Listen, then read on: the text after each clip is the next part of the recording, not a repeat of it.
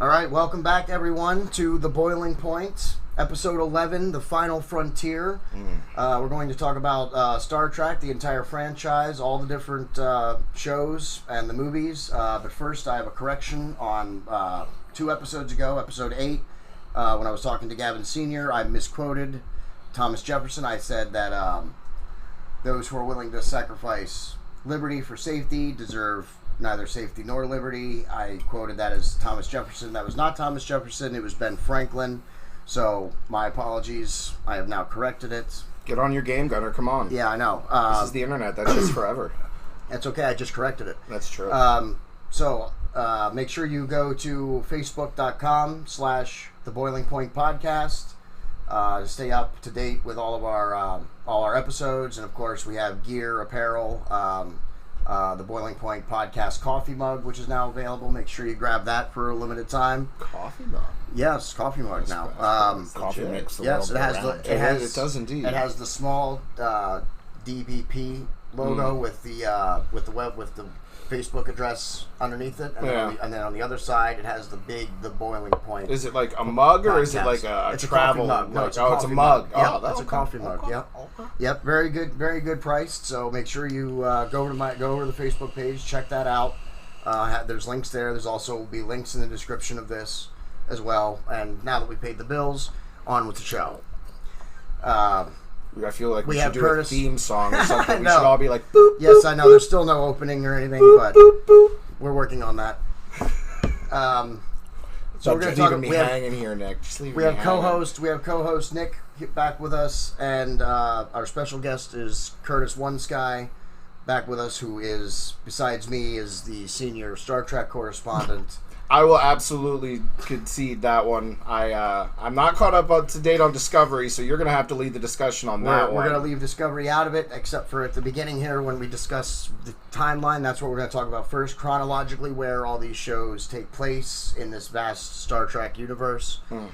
So we'll start with the original series.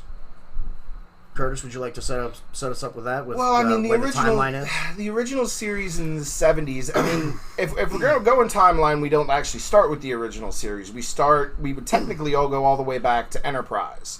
Scott Bakula led project. Was around for, I believe, 4 seasons. Had some really great episodes. The invention of the phaser cannons, the invention of force fields. One of my favorite. It's a good show. Yes, it's overall the base premise of the overall show is the building of the Federation. Scott Bakula goes out in one of their very first starships, tries to bring everybody together to build the Federation. The very last episode of Enterprise, he goes and he pretty much gives the first inaugural address of the Federation. Yes, this is during, so the series ends with basically the creation of the Federation. Yes, very so this is even before the Federation begins. There's a season or so is centered around the war against the Tholians. Yes, very much. The Tholians or the Bolians? I believe it's Bolians, yeah, the blue guys. Again, I didn't. You're prepping for this episode. I didn't have enough time to go back and rewatch Enterprise, so it's been a few years. It's the war with the Bolians. Those are the Andorians, not the Bolians. Yes. The Andorians. The war with the Andorians. Those are the blue guys with the antennae, and the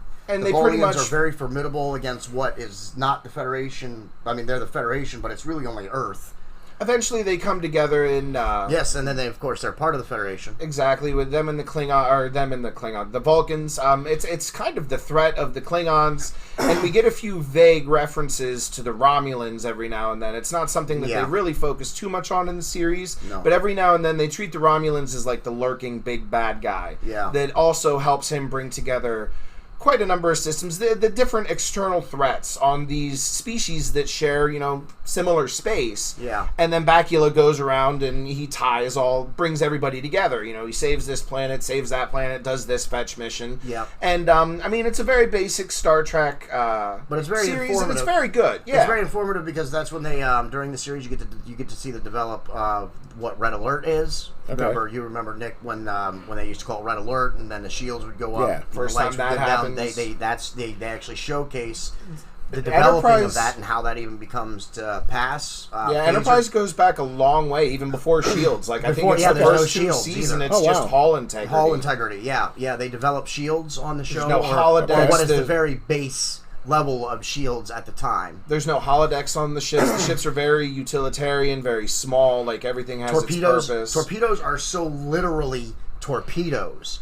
Like, you got to think. You literally have to think early. No tracking or early anything sonar, like that. Just like let it early go. roll, like early torpedoes in water.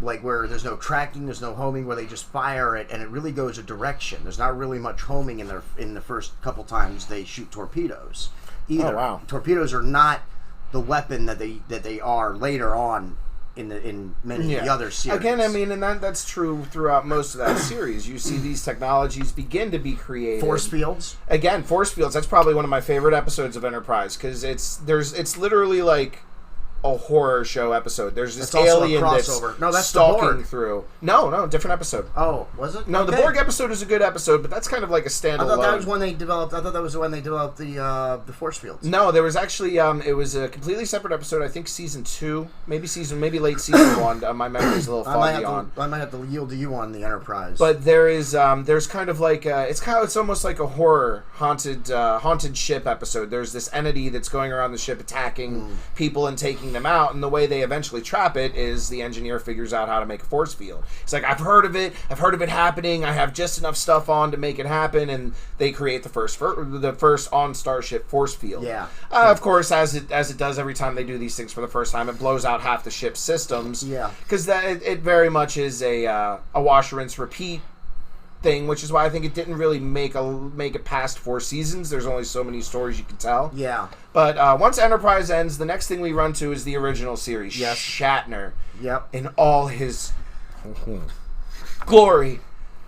The original series nowadays is a little hard to get through. Yes, it is. It was great back in the day. At the time, it was very popular. It was popular enough to spawn everything else that we got after it. So we're absolutely very grateful. Huge, so far ahead of its time. It is very difficult to watch at this point. It is.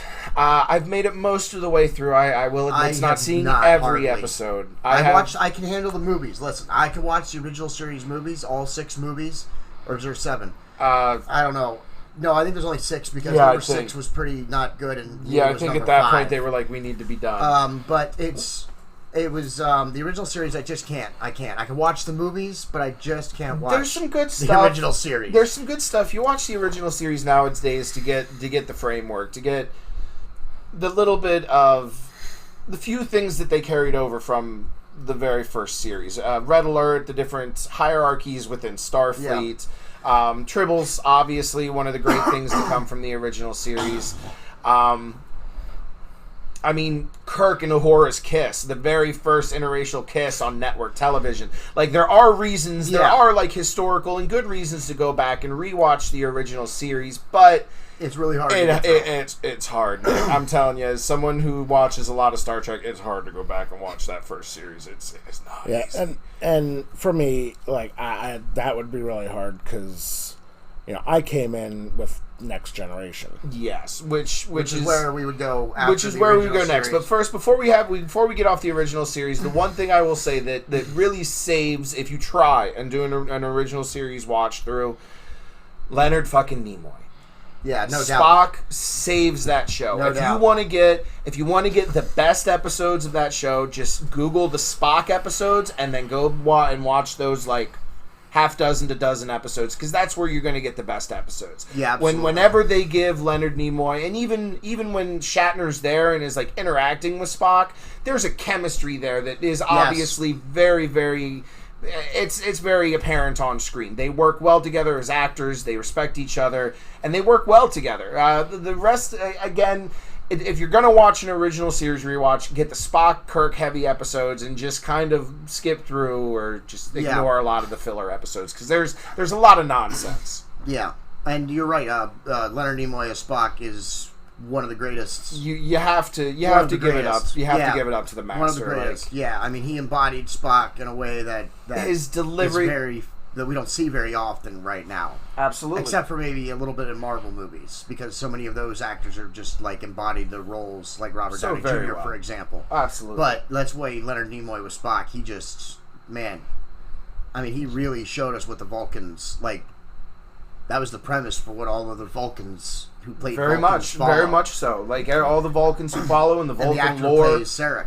Absolutely. It's just... I don't know his name. His delivery. Leonard Nimoy's Breeze. logical... Breeze, could you look up who played Sarek in Star Trek, the original series? We also have the Breeze here with us once again, everybody. What's up back there, Breeze? It's nice when we have the Breeze here. She handles some of our lookups. But yeah, continue. She'll look it up. Oh, yes. I just... I have an answer. Oh, go ahead. Ben Cross.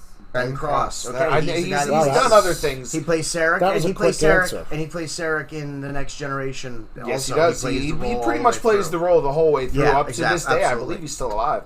No, he dies in Next Generation. Oh, yeah, okay.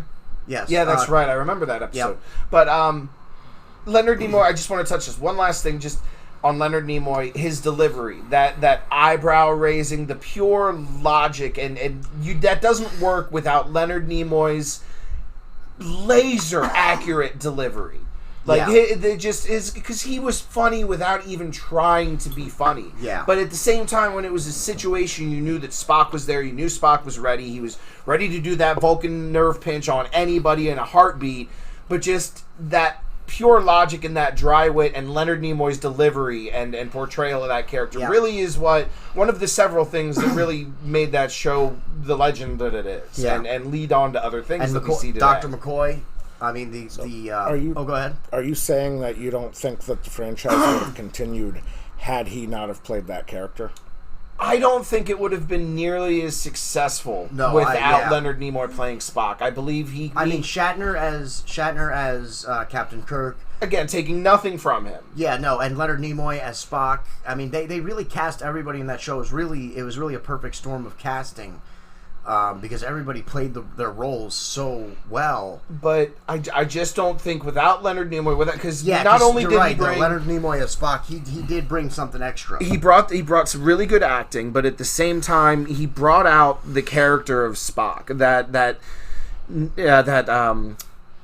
Naivety, the naivete. Thank you. But his straight, pure, unadulterated logic, and the delivery, and the almost the Vulcans. It's hard to explain the pure Vulcanness of him. Yeah, he showed us what Vulcans were. I don't know that anybody else could have read what Gene Roddenberry had on a script and been able to transition that to the screen. That's what was so amazing about it. To take a description and the words that were used by Gene Roddenberry and to put that in a way that we could see on screen. That's what he did so well. Okay. And he made it his own, and he literally laid the groundwork for every other Vulcan you see in this series. Yeah, because it's about the Vulcan and their relationship with logic. And their suppression of their emotions. That's the other really big part of the Vulcan. They suppress all emotions. And their relationship with logic. That's so imperative to the species, and Spock portrayed it in a way that I don't know if anybody else could have, and other people, which we'll get to later, model their style. What they did after Leonard Nimoy. I think that... Well, I don't think it would have been... I will say it this way. It definitely wouldn't have been as successful without the character of Spock portrayed excessively well. And honestly, especially that timeline, I don't know that timeline's acting roster as well as I would like, but there are few people I can think of who could have pulled that role off as well as Leonard Nimoy. He was... Okay. Especially at the time, too. You got to think at the time, there's not like today where there's so many actors and actresses. They were very far and few between back then. I don't know about that. I mean, it was the 70s, so that we already had the 60s of everybody going to Hollywood and being famous. Good actors again but the 70s did have a lot of really good actors and actresses. The cast that they got is what I'm saying. To get the cast for TV, that they got. For TV at the time, the acting pool wasn't very good. Everybody wanted to do movies. But after that, there's a long break in our world. In our world, there's I believe it's 15, maybe even 20 years before we finally get the Next Generation. Yes, and now chronologically in the Star Trek universe, there's about 150 years. I believe that's the original series and Next Generation. Dr. McCoy is still a very, very old man. He is still alive in the very. How much time is between Star Trek the original series and Next Generation? I'm telling you, I like having the Breeze here. It's very It handy. helps the show flow as well. I'm just not used to it. It's like you're yelling to an Alexa or something like that, and I'm like, oh, I forget. Yes, but we treat her with respect. She's a person. Absolutely. Who's good at her job. Yes.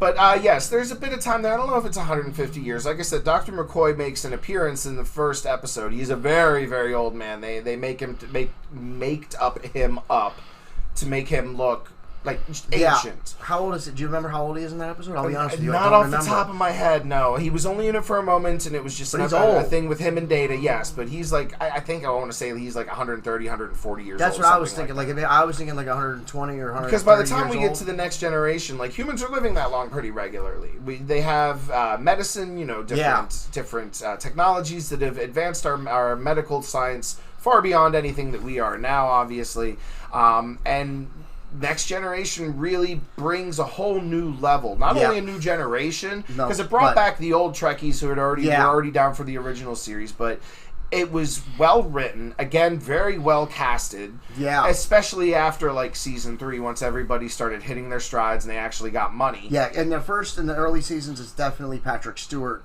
that carries them, and Brent Spiner. I will even say Michael Dorn. Worf was showing signs of greatness back then. We didn't get a lot of him until he repled Tasha Yar. They didn't really have his character nailed down. He was just a token Klingon at that point. Yeah, until they got rid of, until Tasha Yar died, that's really when he came into his own, I think. But there were very few Worf-centric episodes before. The Next Generation is definitely, for me, I would put that as the number one. My favorite. I mean, for me, it would have to be number one. The number one series would have to be Next Generation. I can understand that.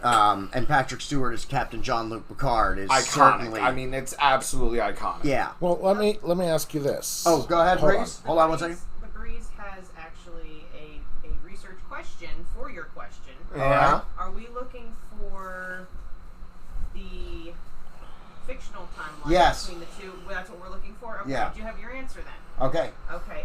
Star Trek Next Generation was set in 2364, and it was about 100 years after the original series time frame. About 100 years. 100 All right, years. cool. Yeah, that makes absolute sense. Yeah. So 100 years after. Now you were going to say something, Nick. Go ahead. So it sounds to me like you say that Spock was the most integral character of the original series. Mm-hmm. Yeah, I would definitely say Which, just the few episodes that I've seen of Spock and Kirk. Yeah, I would give dual booking to Spock and Kirk. Yeah, and their interactions there. Yeah, but yes, Spock is definitely. Yeah, I mean, when you're doing a show, not to interrupt you, I'll let you get back in a second. But in a show about a starship, the captain obviously has to have you have to have that captain, or it's not going to. Yeah, or the whole thing doesn't work.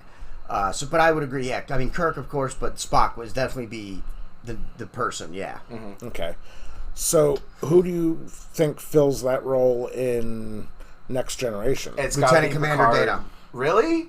Again, Picard's the captain. I put him in the same category as Kirk. Mm-hmm. I mean, he's important, but I figured he was asking me first the way Spock is. Yeah. But I wouldn't say, well then yes, absolutely. I wouldn't say Picard, but Data. he is captain, so yes, Captain Picard, of course, yes, yeah, Captain Picard. But other than the captain of the ship, then I would have to go Lieutenant Commander Data. Which would absolutely be correct. Between the two of them, they carry most of the episodes between them. They're Picard-centric episodes throughout the entire series. He's obviously the main character of the series, I believe.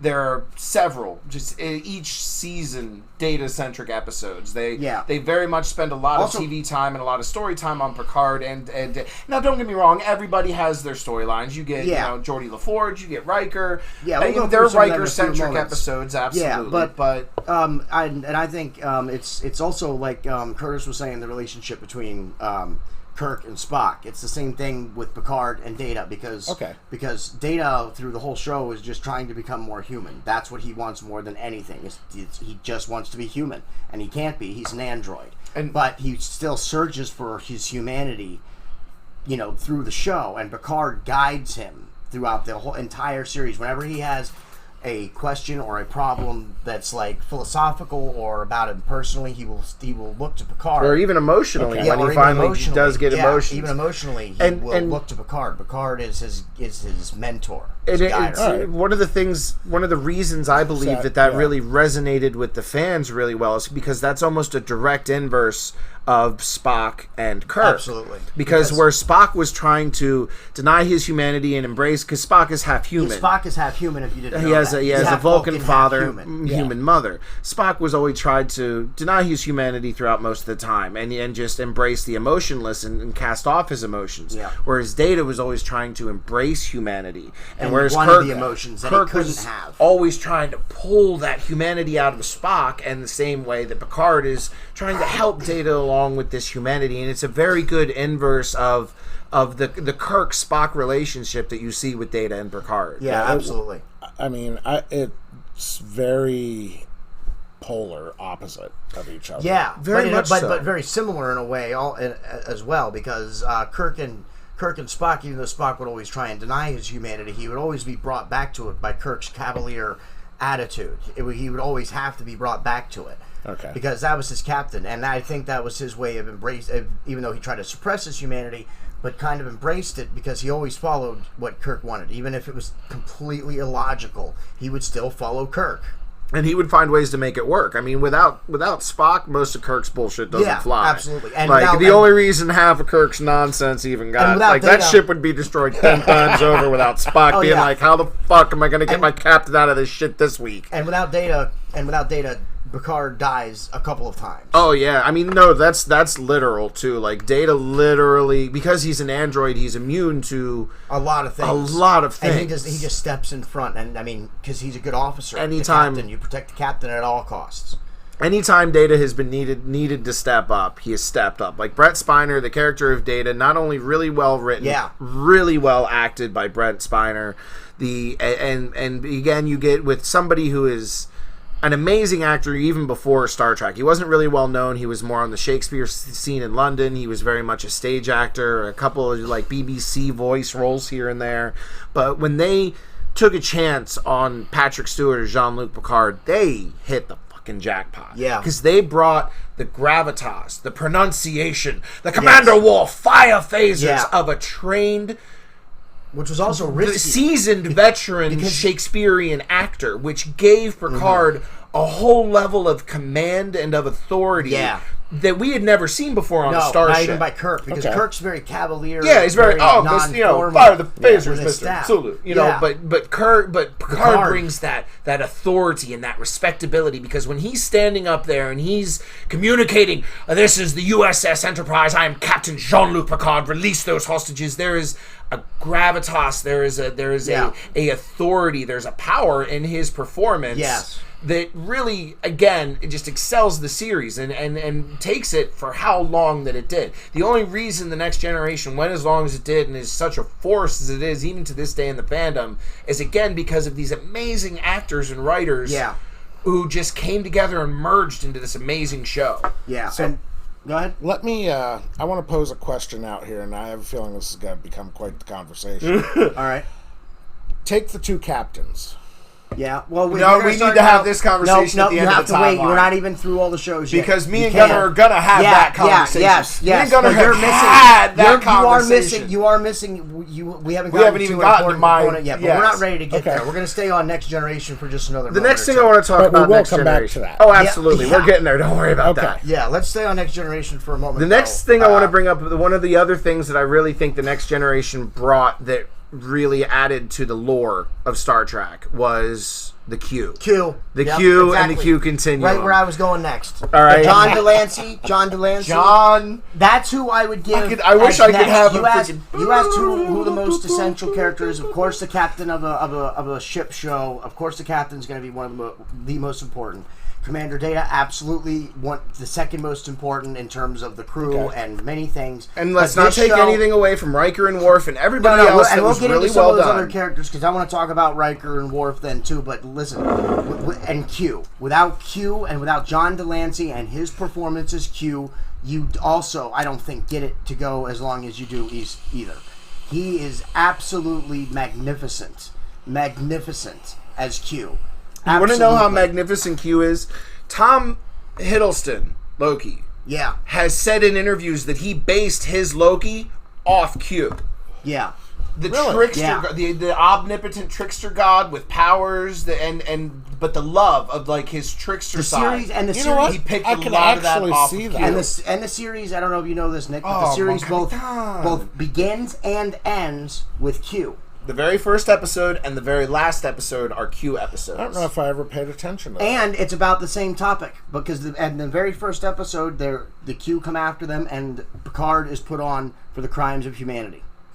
Because for our barbarism and our past and everything. And then the next 6 years, basically the rest of the show is Q watching them to see, and then at the end, the final It all episode, ties together the judgment comes due. Pretty much the entire 6 years, the entire show that you're watching, Q's watching them See, and I'd judging never seen them. the last episode. It ties together. In The a last neat episode, little bow. the last episode is a two-parter, and it's a mystery actually that you don't even know that Q is involved with until the very end.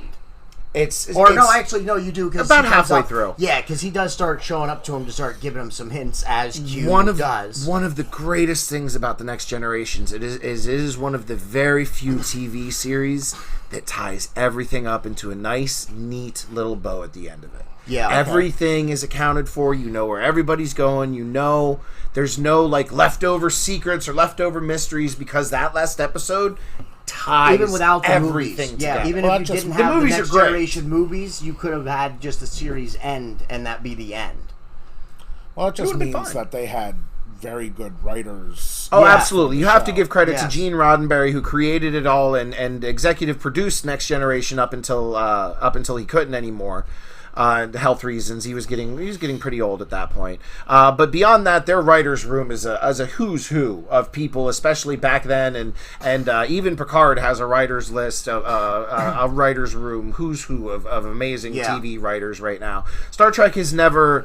If there's one thing they've never really wanted for it was writers. They've always had a pretty really fantastic writers room. I mean, you got to give credit where at the base to Gene Roddenberry for coming up with all of it and coming up with the premise for it all, but the people who wrote the episodes day to day and the actors who acted it out, the directors, I mean, it's a who's who.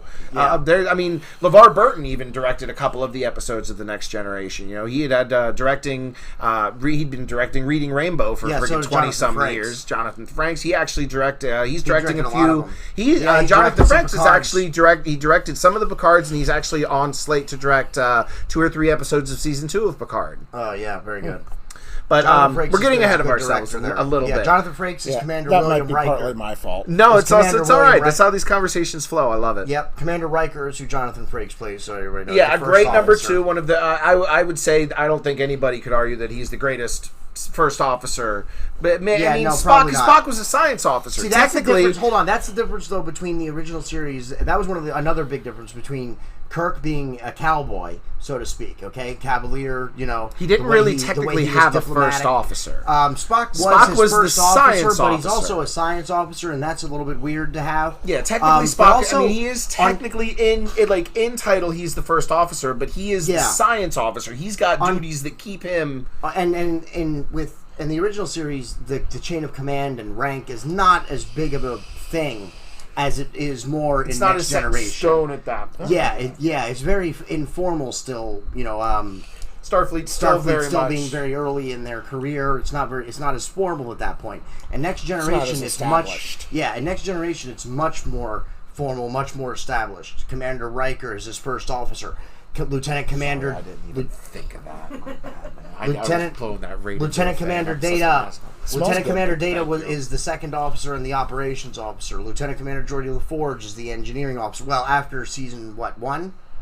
First season, yes, I believe so. No, I think it's season 2. Yeah, I think once after they get the money. After season 2, Lieutenant Geordi LaForge actually gets promoted because he's only a junior officer. He's the helmsman. Yeah. He's the Mr. Sulu in the Next Generation. But after season 2, he gets promoted, becomes lieutenant commander, and he becomes the chief engineer. I'm going to interrupt you right there. Go ahead. The main reason for that is because after season 2, they started getting views. They started kicking ass in the ratings. They got some money, baby. Yeah. They started season 3 with Picard being like, Captain's log. We have just left Starfleet dock after a complete retrofit of the ship. And it goes, and the ship looks completely different. It looks so much more futuristic and hi-fi. And there's actually an engineering, like they only showed engineering a couple of times in season one, and it's very basic. Now there's this whole big centerpiece for the warp core, this whole big dramatic upper deck that they do shots from. Like, it's they amazing get a lot of what a bigger money. Budget can Exactly. do. You see, they get a much bigger budget after season 3, and that's where the production value also goes through the roof. The CGI gets a lot crisper and sharper.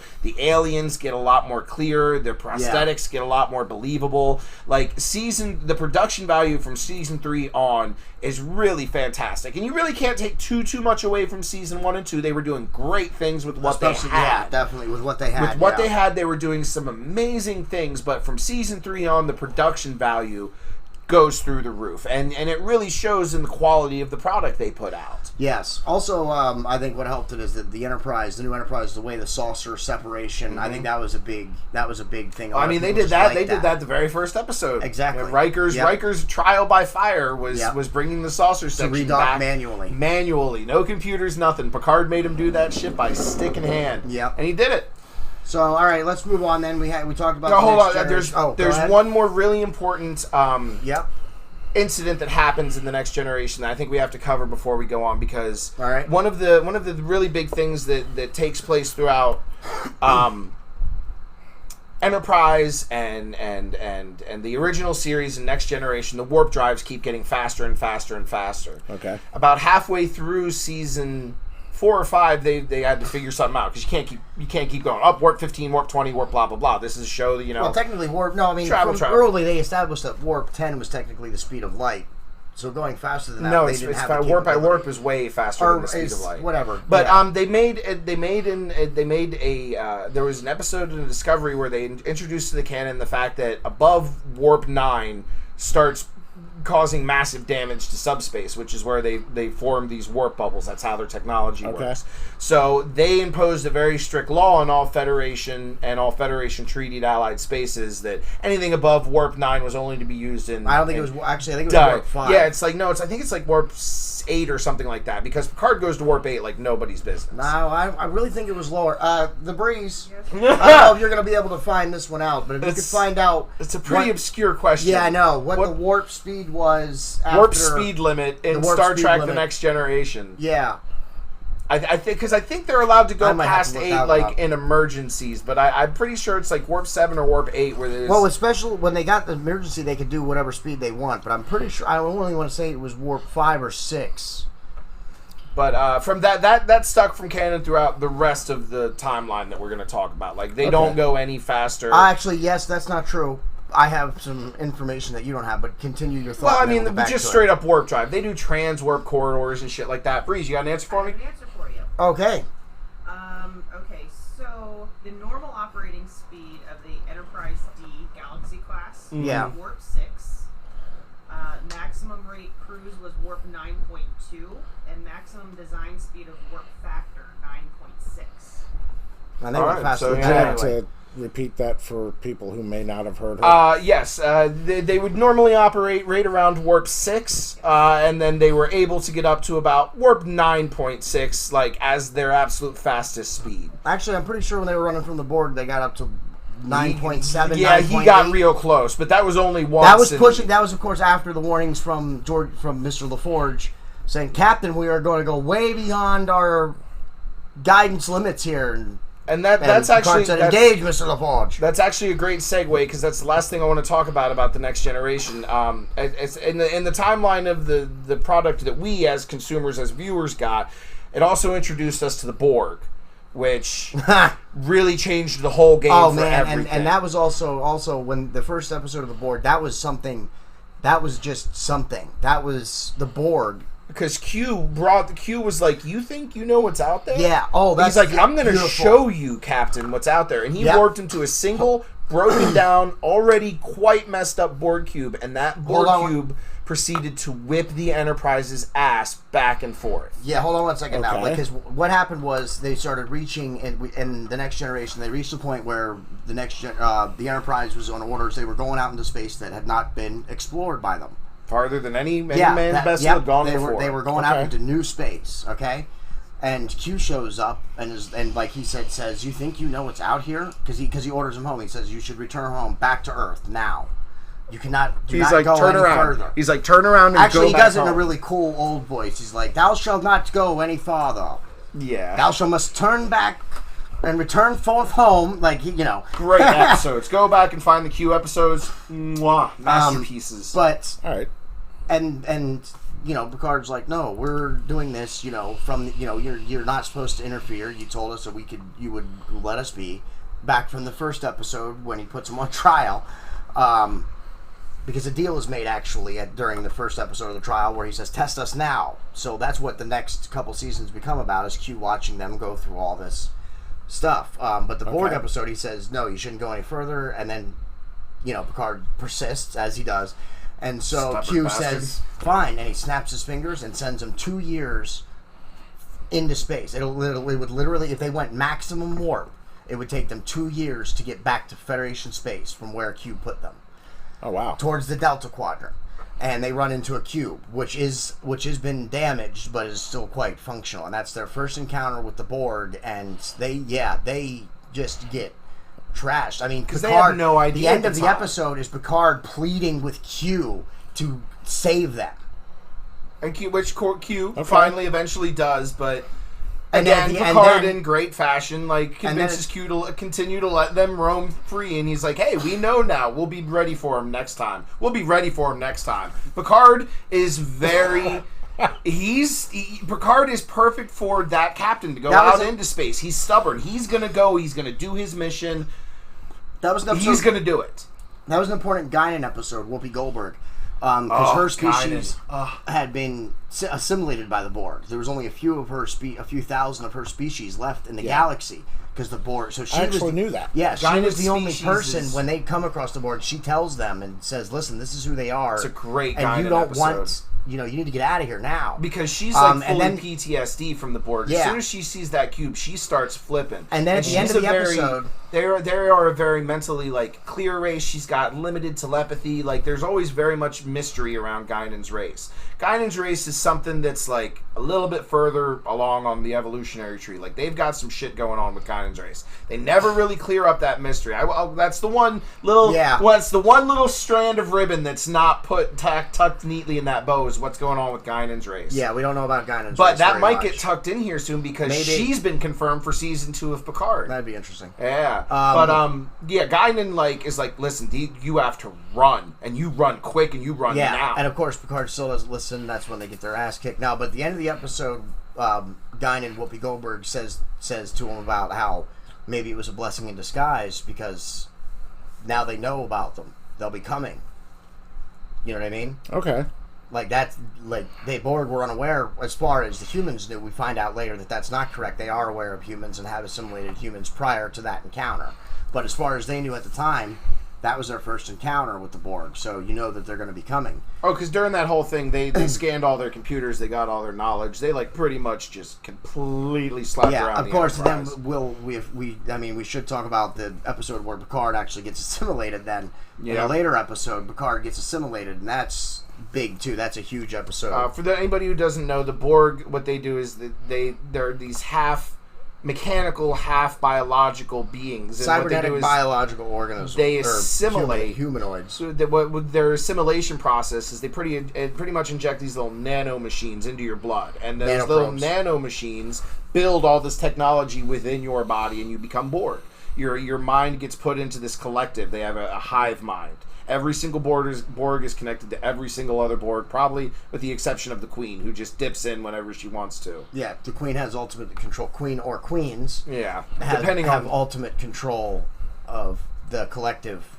They can turn it off, turn it on, give orders to. Picard gets assimilated, so now the Borg knows everything that the highest level Starfleet captain knows. The Enterprise is the flagship of the fleet. Yeah, the captain of the flagship. It's when you're the captain of the flagship, you're like an executive officer, so you know security things clothes, that even some admirals back on Earth don't know. You have top tier clearance. You have the top tier clearance. And then Picard proceeds to lead a Borg cube to Wolf 359, where the Federation makes their stand, and that cube proceeds to destroy everything, decimate the Federation in ways that it would take decades to rebuild. Yeah, like they destroyed dozens of ships at Wolf 359, 27, I think, or something like that. Federation ships, and we're only able to barely finally stop the Borg cube. One single cube. And they have how many? Oh, in the Delta Quadrant, there's millions of Borg. With they're like locusts in the Delta Quadrant. We'll get to them in a minute. We'll get to them in a few minutes too. But is there any other major things we need to touch on when we're talking about Next Generation? No, I don't think so. I think we covered the Q, Guinan, the warp pretty limit. Good. I mean, other than Next Generation, also with their with the last movie they made. Shit, I'm totally drawing a blank on the name of it. What was the last? Nemesis. Nemesis. Yes, Nemesis holds, in my opinion, the greatest ship-to-ship battle that you're ever going to see in any Star Trek. Absolutely. Anything. That's it's absolutely the best, true.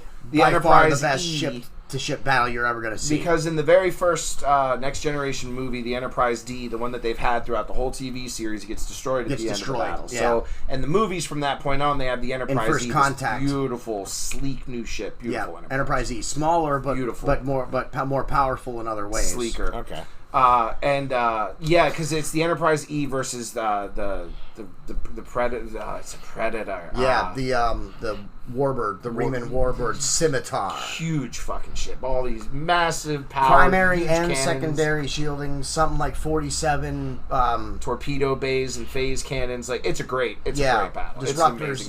It's a great battle because it's like the Helm's Deep of the Next Generation. Like it's a battle that you don't see. You're not going to see anywhere else. It's a ship-to-ship battle that's just excellent. And there's great ship-to-ship battle throughout the whole series. It sounds like that other ship was a full-blown warship. Oh yeah, absolutely. Yes, like the Enterprise D was almost more of a warship than the Enterprise E was. The Enterprise E was more powerful in some ways. They had maybe a little bit better shielding and some better weaponry, but they were a smaller ship. They were an exploration ship. Like the Enterprise is at its heart always an exploration. Yeah, the Enterprise D was about as close at the time. Was about as close to a warship as it got. The Enterprise E wasn't close to a warship. That's not how they designed it. Federation. That wasn't the purpose of the ship. Federation really didn't start making warships until about the DS9 era, which we're about to get to. That's what's after Next Generation is DS9, which takes place on the Starbase. Yes. Chronologically, yes. Yes. Because technically, the events of DS9 and then the movies of Star Trek Next Generation, they're happening at the same time. Very much so. Okay. So DS9 is based on, it's the first time they kind of diverged from the ship out in space formula. And they go to a space station. Yeah, they take over a space station that's in the first couple episodes, it's just a space station in the middle of nowhere. Very quickly, within the first 3 or 4 episodes, they realize that there's a stable wormhole very close to where they are, which leads them to the Gamma Quadrant, which was hundreds and hundreds and hundreds and hundreds of thousands of light years away. It would take them forever to get there, but they've got this stable wormhole within range of the station. So they fire up the station's limited thrusters and move the station pretty much directly in front of the wormhole. They're also very close to a planet called Bajor. They introduced the Bajorans. We've seen them in the Next Generation, but the Bajorans are way more prevalent in DS9 because it's also the closest planet to this space station. Yeah. Okay. The Bajoran homeworld. The wormhole actually belongs to the Bajorans. To the Bajorans. And it makes with that one act of finding that wormhole, the Bajorans go from, hey, we want to be into the Federation, to, oh, now we're in the Federation and we're like a Federation player. And we're going to defend you and we're going to help your people because they had been really pretty much enslaved by the Cardassians. Yeah, enslaved and slaughtered by another species that, again, we met in the Next Generation, a warlike species called the Cardassians. Not the Kardashians. Kardashians, Jesus. The Cardassians. I want to personally apologize. I hope so. To every single listener of this podcast, every single Star Trek fan out there. I cannot believe I don't even watch that stupid show. All right, somebody needs to lock Kanye in a mental institution. Where the fuck did I come up with the Kardashians? I don't know, man. The Cardassians. Yeah. Yes. And that's who the main. Now the thing about you do DS9, know you're probably going to say it at least one more time. I know. Now I don't want to say it. Yeah, now I'm like actively avoiding trying not to talk about them. Listen, let me take over for a minute. But Cisco. DS9. There's no captain in DS9. Just Commander Cisco. Later in the show, Worf actually joins DS9. But As well as Chief O'Brien. Chief O'Brien, yes, who is also on Next Generation. He's Yeah. the chief. He's one of the transporter officers in Next Generation. He becomes the head engineer of DS9. He gets a the operations promotion. officer. Yeah, but pretty much head engineer. Well, there's no engineer because there's no engines, so he's the operations officer. Mm-hmm. So, my problem with DS9 is that I'm not a Commander Sisko fan. First and foremost, let's just get that out of the way right there. But I wasn't a fan of some of the characters, not so much, and a space station. I like being on a ship. You want to say something? So, I mean, coming from somebody who's never seen that series at all, yeah. What do you think? You just mentioned that each character had some shortcomings from your expectations. Yeah, I'm not a big fan of a lot of the characters, certainly. Commander Sisko is not a good commander. He's not a good commander. He's quick to anger. He's naive. He's ignorant. He's also arrogant at the same time. And you don't think that was done intentional? Maybe it was. That doesn't. That's for the writers to decide. That's why I don't like him. And he he's obviously an evolving character. Like by the end of the series, he's definitely a much different character than at the beginning of the series. Absolutely, certainly, he has a very huge. He grows character a lot. growth. Yeah, he grows a lot, certainly. But I'm just not a fan of his. I don't like his command style. I don't like him. I will offer a dissenting opinion. I wouldn't go and charge up a hill to defend DS9. It's a decent series, but it's by far it's one of the weaker ones in the timeline. I do kind of like Sisko. I will absolutely agree with John that he is very quick to anger. He is definitely arrogant. He definitely has a lot of problems. The main thing about Sisko, and the reason John doesn't like him, no, that's is because in the very first episode they do a crossover with Star Trek: The Next Generation. The Enterprise is docking at DS9. Okay. And Commander Sisko pretty much tells Picard to go fuck himself. Because while Picard was Locutus a Borg, while he was assimilated by the Borg at that battle I was telling you about, Wolf 359, that Borg cube killed Sisko's wife.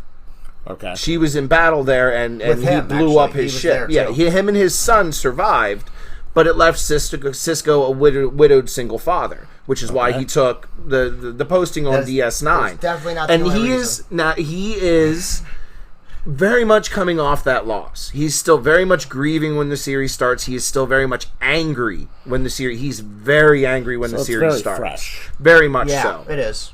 And the character growth that Gunnar was talking about is a lot of him dealing with that, coming to grips with his wife's death, raising his son on a space station that's seeing intergalactic travel, and it's really him coming to grips with that and trying to keep this station running, because the Federation didn't build the base. It was a Cardassian space station that they abandoned. So they have to come in here and keep this old Cardassian space station running with Federation technology.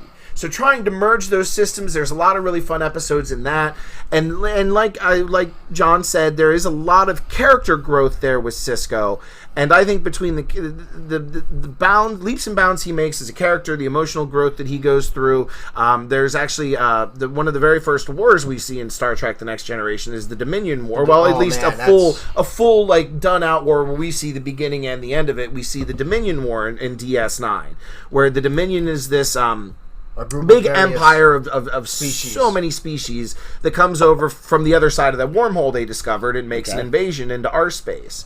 And it's this big war. The Federation, the Klingons, everybody comes together. The Cardassians turn traitor and join the Dominion. And it's a really great series of episodes. The way I say that the best ship-to-ship battle is in the Next Generation movie, Nemesis. Okay. The battle for DS9 is very arguably the greatest space battle, the greatest space battle that you're ever going to see in any Star Trek. Okay. Anywhere. Because they have a full fleet of Federation and Klingon. They have the space station armed out to the bed. And you have the runabouts. And who are they against? The Dominion. The Dominion, yes. Plus all the Dominion ships come through the wormhole. Come with a big ass Federation fleet. and Klingon ships. And DS9 is formidable. It has weaponry. Okay, it has phaser and torpedo because launchers they know on each it's of coming. Its arms. It's a center ring that has these pillars that come off, and that's how they dock. But on all of the pillars and around the ring are torpedo launchers and phaser launchers. And that's it's just quite normally. formidable. That's just normally. Once they go to the war with Dominion, they know that an attack is coming to DS9, and they have plenty of time. They arm it out to the teeth even more. By the time that battle is going on, there's like 3 torpedo launchers and dozens of phaser arrays just circling DS9. It's an amazing fight. Yeah. I mean, so, it's quite formidable. It sounds like it's quite the storyline. It is the storyline is good. And listen, though, they also, what's important about DS9 too is that it's really great for Bajoran lore, because there's a lot of Bajoran what's the word I'm looking for? Religion. About their religion involved in DS9. See, and that's very interesting. It's interesting to a point, but then it not gets a about space bit travel. much. It's just, eventually it gets a bit much. I think about halfway through the series, they didn't go completely off the rails, like Fonzie jumping the shark or anything like that. Okay. But some of the filler episodes got more and more out there. Okay. Some of the backstabs and character developments got a little out there. Not to mention it's on a space station. An example of out there. All right, well, here you go. Here, let me give the Worf example, because Worf is if there's a character that's been screwed over in the Star Trek universe, it's Worf. Worf has been screwed over more time with his pants on than anybody I'm aware of. Okay? I can't really argue that fact. First of all, in Next Generation, Worf loses the mother of his son. Okay, she dies. All right. Then when he finally gets and then he hooks up with Deanna Troi for a while, the counselor on Next Generation. But everybody knows that she's going to end up with Riker. Yeah, so everybody knows that from the beginning of the fucking series. So he doesn't get her.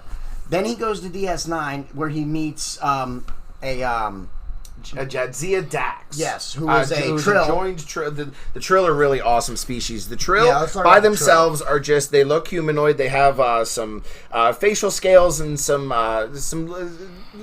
different pretty much cosmetic things. But the Trill are an amazing species because they have a symbiotic relationship with, they're pretty much just called joined Trills.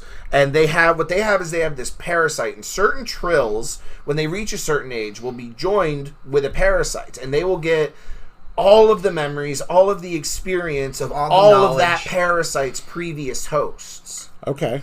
So with the Trill that we have right now is a Trill called Jadzia, and the parasite is Dax. So it's Jadzia Dax. Okay. So Worf meets Jadzia Dax, who is great a Trill. character, who's one of my favorite characters. I will agree with that. She is probably the highlight, which is also badass, kick-ass, smart science officer. She's who really can also good, pull up a phaser rifle. Like, she's got about 7 lifetimes worth of knowledge and memories. One of her former lives was like an officer in a Klingon fleet, so she knows the Klingon battle tactics and shit like that. Yeah, like, she's good. Really great character. Now she hooks up her and Worf. They get married. Yeah, they get married. Okay. And then she dies. Now here's where my argument of they go a little crazy. Worf literally goes into the Klingon afterlife. He enters a trance where he transfers himself to Stovacor, the Klingon afterlife, to battle for Jadzia's entrance into Stovacor. And that's an episode. Yeah. Wait. No. Yeah. We don't want to get bogged down to that. Let's not get bogged down in Klingon. See, for every great Dominion war, you have an episode where Sisko's got, because Sisko is also, it becomes apparent very early that Sisko is chosen by the Prophets. The Prophets are interdimensional beings who live inside the wormhole. And it turns out Odo, who is the shapeshifter police officer on the station. Shapeshifter police officer. Yes, you heard that. He can, like, one of his favorite things is to shapeshift into a bag so he can get the drop on people. Yeah, and he's one of those people. Well, we don't find that out until way later. Yeah, now, he's one of the after Worf loses Jadzia Dax survives. Yeah, the symbiote survives. The symbiote is going to make it, okay? Okay. So, Dax gets put into another host, becoming, do you remember the character? Ezri Dax. Ezri Dax. Now, she also serves on the space station. And now she's a kid. She's a girl. Happens to come and serve on the space station. She's a girl. She's like 18 years old. Yeah, right? she's like 18, 19 years old. She's a youngin. Compared to most of the Starfleet officers that you're going to see are at least in their mid to late 20s, because the academy takes many years to complete. Okay. Joint Trill doesn't have to worry about that because as soon as the surgery's done, she's got now 8 lifetimes. And not only that, but she's got to be Okay. fresh out of the academy, like right out of the academy. And for a fresh officer to serve on DS9 usually wouldn't happen either. She probably got it because of the symbiote. She's that. But also, so then her and Worf can't hook up because a symbiote is forbidden to have a relationship with anyone that a former romantic relationship with anyone that a former host has had a relationship with. And you Worf understand what I'm first saying? is like, no, fuck you. You're not Jadzia Dax. My wife is Jadzia. My wife is dead. Like, Worf is legitimately upset that she got stationed on the station. Yes, because the neutral doesn't know how to control her emotions enough, so she thinks she loves Worf. So then they end up hooking up one time on one episode. Hold on, this is why DS9. This is what you asked about. Took a very weird turn very quickly. This is just you asked one about why example. DS9. This is just one example. There's literally an episode where Cisco's son spends the entire episode at an auction trying to get him an ancient Willie Mays baseball card. Yeah. And that's literally like 3/4 of an episode. You understand. We don't need to keep going on. You understand about why DS9 gets... No, I definitely understand now. It's like... It's got some great when stuff. When you say out there... A DS9 rewatch It's got some great stuff, but it's also got some stuff that you're like, what in the fuck, man? DS9 rewatch to me is very much like an original series rewatch. There's definitely episodes you can skip. You gotta skip some episodes. You definitely don't Holy skip crap. as many episodes as you do going through the original series, but there's definitely some episodes I'm not you a can Quark skip. fan, and there's a bunch of Quark episodes. Yeah, there's a lot. Quark is a Ferengi. He's a Ferengi bar owner. The Ferengi, I hate the Ferengi. They're the ones with the big heads and the big ears. And they're all about profit. The 47 tenets of profit. When did we meet them? We meet the Next Generation. They're in Next Generation. Okay. Yeah, but they're not like featured very well. They're a lot more featured in DS9 because because DS9 is a star base. It is a Starfleet base, but it's also a galactic hub for commerce, for entertainment. Yeah. Like there's bars. Yeah, there's an entire promenade with like movie theaters and tailors and a bar, and the bar owner is a guy named Quark. He's a Ferengi guy. Who is a great character. Acted very amazingly. He was very well acted. The actor who played Quark really did good. Brought a lot of character to that character, but there's so many Quark episodes. Yeah, and they're boring. And it's usually just like, I tried to buy this illegal thing and bring it onto the station, and I just endangered the whole station and they wash, rinse, repeat like 10 times. Yeah, and I hate the Ferengi. I hate them. I really hate them. So after DS9, now we get to what would be what is going to be Kurtz's favorite after DS9. Oh, actually, and during DS9. Yes, because these two, this is the first time we had 2 Star Trek series running at the same time. Because the next one we talk about is Star Trek Voyager, which runs concurrently with about the last 2 seasons. The first 2 seasons of Voyager and the last 2 seasons of DS9 were on TV at the same time. Yes, and chronologically they are right around the same time as well. Now, what Voyager follows is in the very first few episodes of Voyager. The first episode is a 2-parter. Yeah, first episode is a 2-parter, so technically 2 parts. Voyager is a much smaller ship than the Enterprise. It's a brand new ship, though. Brand new science ship, top of the line, has everything you could imagine for a science vessel. Every single thing you could imagine for a science vessel. For the geeks out there, let's give them this. Most of the starships prior to Voyager are isolinear circuitry. Think in today's world like basic circuitry. Okay. Okay. Voyager is equipped with bioneural circuitry. Okay. Which would be like quantum computing on steroids. Which is an organic gel pack. So these organic gel packs that are meant to be able to think and anticipate and predict to make the operation of the ship faster. So organic artificial intelligence. On a very basic basic, yes. like an Alexa level of interface, like artificial intelligence. But yes, it can extrapolate much faster. It can respond much faster. It can maneuver. That was the theories when they built the ship anyway. And it's a lot more adaptable. Like there's things that you can do to Voyager that you wouldn't be able to pull off in the Enterprise, just because it's a science vessel and it's adaptable. It's also much smaller. Yes, much smaller crew and newer. Much newer. Top of the line of everything. Much smaller crew. So Captain Janeway. Let's look for the geeks out there. Standard complement of the Enterprise D, about 1,000 crew members on board. Okay? That's Picard's Enterprise. The complement of a fully staffed Voyager would be roughly about 200, maybe 225 people. And they left space dock with just a little over half their full complement. It was about they left with about 140 some people. So about half their full complement. Okay. So what they were originally going is they were going into a nebula of space, which is near DS9. This big nebula of space that they couldn't get good sensor readings in, so they're sending the best and brightest science fleet to go, and they're looking for a group of people called the Maquis, which were Federation citizens that were pretty much trying to rebel. And Bajoran. Yeah, some Bajorans, yes. They were trying to continue and to fight the Cardassian. There's a whole... We could spend half an hour on the Maquis. It has to do with the Cardassian and the Federation War, and the Maquis is a splinter group of both Bajorans and Federation who think that the Federation gave in too easily to Cardassian demands and think the war is not over. Okay. So they're like offshoot, like...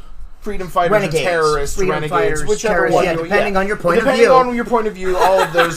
But anyway, kind of rogue in a way. Yeah, very much so. So Voyager was going into this nebula, all right, to hunt these Maquis, to try and find them. Because Captain Catherine Janeway, the very first time we get a female captain, she has a tactical officer on the Maquis ship that they're trying to track. Yeah, they have a spy into the Badlands. That's what the region of space with all these things is called. Pockets of gas that can explode, destroy ships. It's a very dangerous place. You usually avoid it. She's a very headstrong captain. She's one. I would definitely argue. Like I wouldn't argue. I wouldn't argue it. But Janeway is personally my favorite captain. She just barely tweaks out Picard. I like her command style. But anyway, Voyager goes out into the Badlands looking for this, and they pretty much get sucked into the Delta Quadrant by this being called the Beyonder. I think is what they try and call him, or something like that. Who's literally this super advanced being, who is literally... The caretaker. Caretaker, thank you. Who's literally pulling ships from throughout the multiverse, from wherever, trying to find a species that he can mate with, because he's the last of his species. So, yeah, gets a little creepy, but they're literally pulled from the Alpha Quadrant into the Delta Quadrant, literally on the other side of the Milky Way galaxy. All right, so I told you that when the Enterprise got snapped towards the Borg, when Q took them towards the Borg, it would take them 2 years at maximum warp to get back to Federation space. Okay? Yeah. If Voyager left where they were and traveled at maximum warp, it would take them 90 years to get back to Federation space. Okay. So literally the other side of the galaxy. And that's pretty much the basic story of Voyager. Their entire thing is them trying to get home. Trying to find any shortcuts they can get along the way. Because they have to destroy the caretaker array because the caretaker's dying, and the shift in power might result if someone takes the array, then the shift in power might be too much for that sector of space. They end up getting stuck. Janeway decides to stick her nose where it doesn't belong, which she does frequently, and she blows up the array, forcing them to stay in the Delta Quadrant and try and find a way home. And saving possibly trillions of lives in the process. Arrogant.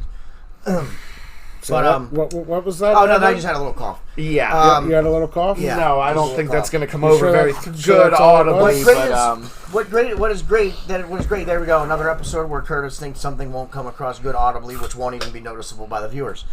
No, I just don't think they're going to hear the arrogance that you sneezed into there. I think you should do this every episode, Curtis. I wasn't quite sure. I Voyager. I like Voyager because Voyager is a great series, though. It really is a great series. Because they are completely cut off from Starfleet. There is no stopping in a starbase for resupplies. No. There is no going back to dry dock to fix the ship. They have to scavenge, fight, barter, whatever they can. They're alone. Just completely alone. And they're not even a big ship. Again, small, like 200-person ship. It's not like the Enterprise with 1,000 people with kids, and it could be a multi-general ship if it had to be. If the Enterprise had to go through 60 years, later, the next generation of crew would arrive back at Earth. Voyager is only 200 and some odd people. Yeah. Like, not even. It's like 140 when they go, and then eventually what they do is, because they're prey, the Maquis ship that they were chasing into the Badlands also gets pulled in. Yes, thank you. Also gets pulled in. So once they're there, the Maquis are like, "Hey, Federation, we're forever away. We'll come and we'll work with you." So the captain of the Maquis ship becomes the first officer. Yes, absolutely. They like the crews intermingle and intermerge, which is you get a little bit of season 1 tension between that, the Maquis officers and the Federation, but eventually, especially by the time we get into the later seasons, the crew intermingles extremely well. Everybody comes together. You get Chakotay, who is Janeway's first officer, who is a Native American. Amazing first officer, really good stuff. He's got a little bit. Yeah. He's a little bit of a Boy Scout. He's a little bit of a Scott Summers Cyclops, bread and butter, saltine cracker character, in my opinion. He's weak. What? He's weak. Is what he's trying to say. He's weak. Listen, he is as a weak. first officer, you need to be able to stand up to your captain when she wants to do something crazy. Really, like, hold on, when your captain wants to do something crazy, like I don't know, like mess with the time continuum. Okay. Then this or is time travel. This is one thing I will not argue Gunner on. Janeway does time travel a bit much, literally to the point where because there's like flashes to the 27th century, like even further in the future from where at, and there is literally like temporal time cops. There's like time cops because the Federation figures out how to time travel in the future, and there is literally a time causality called the Janeway effect because of how much she fucking time travels. No, it's serious. It's not. He's not lying. It's true. And she hates it. But the thing is, she hates it. Every time she has to do it, she's like, I fucking hate this. Yeah, she hates it so much, but she goes right into it head first. Yes, through the wormhole. She doesn't even realize, during the year from hell, she doesn't even realize what's going on at the time because of the way that time travel works. I'll discount the year from hell. Okay, thank you. And that's one of the biggest, most, like... Oh, Captain Braxton. Let's move on. Because Janeway is eventually, and you get a lot more Borg because, like we said, in the Delta Quadrant is like Voyager travels through so much. Every Borg other space, time we've seen the Borg, because that's where they're from, is the Delta Quadrant. Every other time we've seen the Borg up to this point, it's been Borg cubes coming into our space. She literally sees their space, planets, entire solar systems, entire quadrants simulated by the Borg. Okay. Thousands, millions of Borg cubes. And this is so where that would be a little concerning. Yes, she actually adapts. She gets so much Borg technology and adapts it to the ship. She gets a Borg drone. She does rescue 7 of 9. One of the greatest Star Trek characters of all time. A human that was assimilated and brought to the Delta Quadrant. Arguably could have been the first human ever assimilated. She saves her and brings her and like restores her humanity to her, and then 7 gives Voyager and Janeway and the crew so much Borg technology and Borg knowledge. She guides their a lot of their travels throughout the rest. Be like, hey, avoid this space, stay here. Lab. Oh, the astrometrics lab was one of the greatest things Voyager That's something came up with. Voyager didn't have, was the astrometrics lab. It wasn't until after they got 7 of 9 and she built the astrometrics lab. And they have this, and in storyline, it gave them a really great tool for story building, because now they had this entire lab it's literally this lab's entire job is to chart them the quickest way home. Yeah, to chart the universe. To chart everything as much as they can. Because Janeway is a scientist at heart. No matter what, she is a scientist at the core of her being. So the whole time they're trying to collect as much data and as much knowledge for Starfleet as they possibly can. One of the great things, one of the things I want to touch on Voyager before we move on is one of the very first casualties in Voyager in the very first episode is their doctor. Their doctor immediately dead. And the first officer, which is why Commander Chakotay takes over. And the Maquis ship doesn't have a doctor. So they have, again, top of the line ship. It's the very first time we see an emergency medical hologram, which is literally like a hard light hologram that they have set up so that there are holo emitters all around the med bay. So they have literally a holographic crewmate as a doctor, and they leave his program running for so long that he kind of gains sentience. Played by Richard Picardo, I believe. Richard Picardo, great actor, amazing actor. Oh man, he does such a good job. Yeah. Eventually, at the end of Voyager's timeline and everything, he actually gains enough sentience to where the Federation grants him status as a citizen. All right. Yeah. And regularly something Data had to fight for during Next Generation. Also, there's an episode where he has to fight for the right to be a person. Mm-hmm. And it really opens up again for future stuff. Like we see a lot more of that in Picard and everything, to where they use holographic crewmates in emergencies. They eventually create an emergency command hologram where if everybody else, we were talking about Next Generation, when the entire rest of the crew is is struck down, Data is still be able to go. They very much have similar situations like that with the Doctor, where the rest of the crew is completely fucked up. The Doctor's still able to go. They end up giving him command codes, and it's something that they really run with in the future, like parts of the game, like holographic officers, holographic like emergency things like that become something that very much continues going forward. Yeah. But the last thing to touch on Voyager really is at the end of Voyager, the last episode, Janeway fucks the Borg over big time. That's how she gets everybody home really quick. She finds this again pretty much Borg, breaking the temporal prime directive. Old Janeway. Yeah, old Janeway. This one I can't defend. She fucked up. She fucked up. Listen to me. Here's what happened. It ended up working out, but she really should not have done it. She really should not have done it. The series ends with old Janeway, who actually did make it back. But it took her like 35, 40 years. Yeah. Okay. And she goes... She lost so many more crew. Like, she lost major back in people. time to grab Voyager to take them through a wormhole to get them home right away, as opposed to 30 or so years longer it would take them to get home. So she breaks the temporal prime directive, and her old self comes back here. I'll tell you what, it's something to see Janeway and arguing with Janeway. Oh, it's great. Oh, it's great. Oh, it's so great. She's such a good captain. I you know what I like that the most though? I love it. I like it the most because Captain Janeway finally gets to see the arrogance of Admiral Janeway. It's a time where she finally gets to experience her own arrogance and ignorance. Listen, what he calls arrogance, I call the will to survive. And then Janeway is getting her crew home. Old Janeway sacrifices herself to get the crew home. Because it turns out that the wormhole she wanted to take them through was at the middle of a Borg nexus. Was at middle of like a Borg prime control nexus with like thousands of cubes. Think of like an interstate interchange. So I'm not even gonna argue but they pull it off. The laws and they do make it all the way back. The whole concept of time travel there is an entire her like sacrificing herself to bring herself back. Yeah. Like no. No. We don't talk about the temporal prime directive. That's literally how they solve that. Like whenever they have that, they're like, no, we don't talk about time travel because then we'll fuck everything up. So don't even ask those questions. Yeah. That's how they deal with that in Star Trek. And I can completely understand why, because I don't even want to discuss it because we'll be here till tomorrow. What she does is she goes through this like intergalactic like hub, this big highway system for the Borg, and she blows it the fuck up on behind her. So she cripples the Borg for a generation for another generation. We really don't see a Borg quadrant. Yeah, so she burns her bridges on her way out. Absolutely spectacular. Well, it was really a one-way bridge anyway. No, it was a several-way bridge. That was the Borg. That was the way they were moving. They couldn't use it to go back. They couldn't reopen it. Yeah, they were able to get in. It was a one-way bridge that they burned when they crossed. But the Borg cubes were able to pretty much like open and close it whenever they got to these points in space. But once she got through, that was the end of it, and she blew it the fuck up on her way out, like crippling the Borg for an entire generation and really giving like the Federation and everybody else a lot of time to prepare. Because after that in the timeline, then they don't spend as much time preparing for the Borg, and then when the Borg finally do come back, we're like, oh shit. Woefully unprepared. Outside of the captain, hold on, we're not done yet. After Voyager, then would then come Picard. No, hold on. After the captain, what on Voyager? Oh, I'm sorry. In Voyager, outside of the captain, who do you feel was the most important character? In the first few seasons, I would have to give. It's very much a mixed bag. 7 of 9. Hold on. Let me answer the man's question.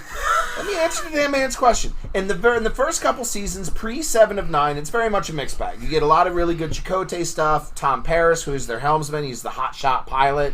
Okay. You get who was in jail before. Yeah, who was in jail before. He's got a little bit of a rogue side, but he is a good character. And there are other characters. Yeah. Their lead engineer B'Elanna Torres is a half Klingon, so they've got some really great stories with her. Harry Kim. There are a lot of really good episodes. Very young bridge officer Harry Kim. There's a lot of really good officers that they give time to and they give stories to and they watch build. But then as soon as 7 of 9 comes on the scene, she gets 90% of that for the rest of the series. Most of the episodes that would be Harry, would be this guy, are now 7 of 9 episodes. So it really does eventually become about Captain Janeway and 7 of 9. But those first 2 or 3 seasons, it is very much a mixed bag. Coincidentally, Captain Janeway and 7 of 9 have a very similar... Hated each other. Yes, but they also have a very similar situation in the way that Picard and Data and Kirk and Spock. Yeah, Seven trying to gain back her humanity after from the being Borg. bored. Very much like a suppressed emotions 7 of 9 was assimilated at 9 years old. Yeah, so she did most of her life as a Borg. Yeah, she spent more of her life as a Borg than as a human. She also didn't really have much of a childhood because her parents were explorers and took her in a ship into Borg space. To Borg space to study them. Stupid. Okay. But that's how she gets assimilated because they were explorers. The actresses, Kate Mulgrew, who played Captain Janeway, and Jerry Ryan, who played 7 of 9, fucking hated each other. And it all started because not just a little hated, like fucking hated each other. Because Janeway Kate Mulgrew was trying to do something with Janeway and with first female captain. She felt very, very, very strongly about the role of Janeway, and that she shouldn't be sexualized in any way. Like, there was never really romantic anything with Janeway. There was never any romantic. Yeah, you don't do that. Only once. Oh yeah, once or twice, and it was only just like a flirtation. Exactly. Of it. You don't do that. She was not about, like, because up until that time, Counselor Troy in Next Generation was full skin-tight bodysuits, big boobs, big She was hair. the sex symbol. Sex symbol. Yeah. Kate Mulgrew did not want that on the show. But Jerry Ryan, who plays 7 of 9, is a very attractive woman, and the first thing they did was immediately put her in full bodysuits.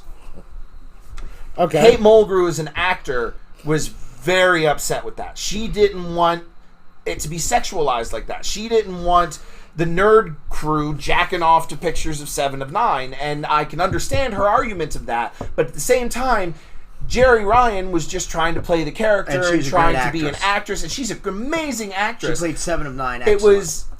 It was a very much very much contentious on set because Kate Mulgrew felt a very certain way. Jerry Ryan was just trying to go along and do her thing.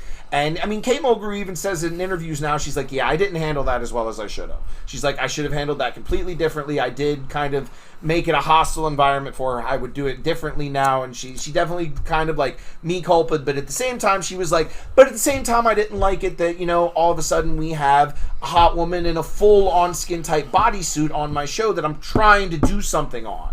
That I'm trying to show this strong female captain for the first time, show that the Federation really doesn't, have those gender lines, and she was trying to do something, and it got fucked up when the producers decided to throw this hot, full bodysuit Borg woman on. So it sounds like she got angry at the wrong person. Very much so, and she admits that to this day, but there was a tension behind the scenes that you can absolutely see, especially in the later seasons of Voyager. Like the last 2 seasons of Voyager, you can absolutely see that the cast is starting to lose that spark, lose that thing that really kept the series going.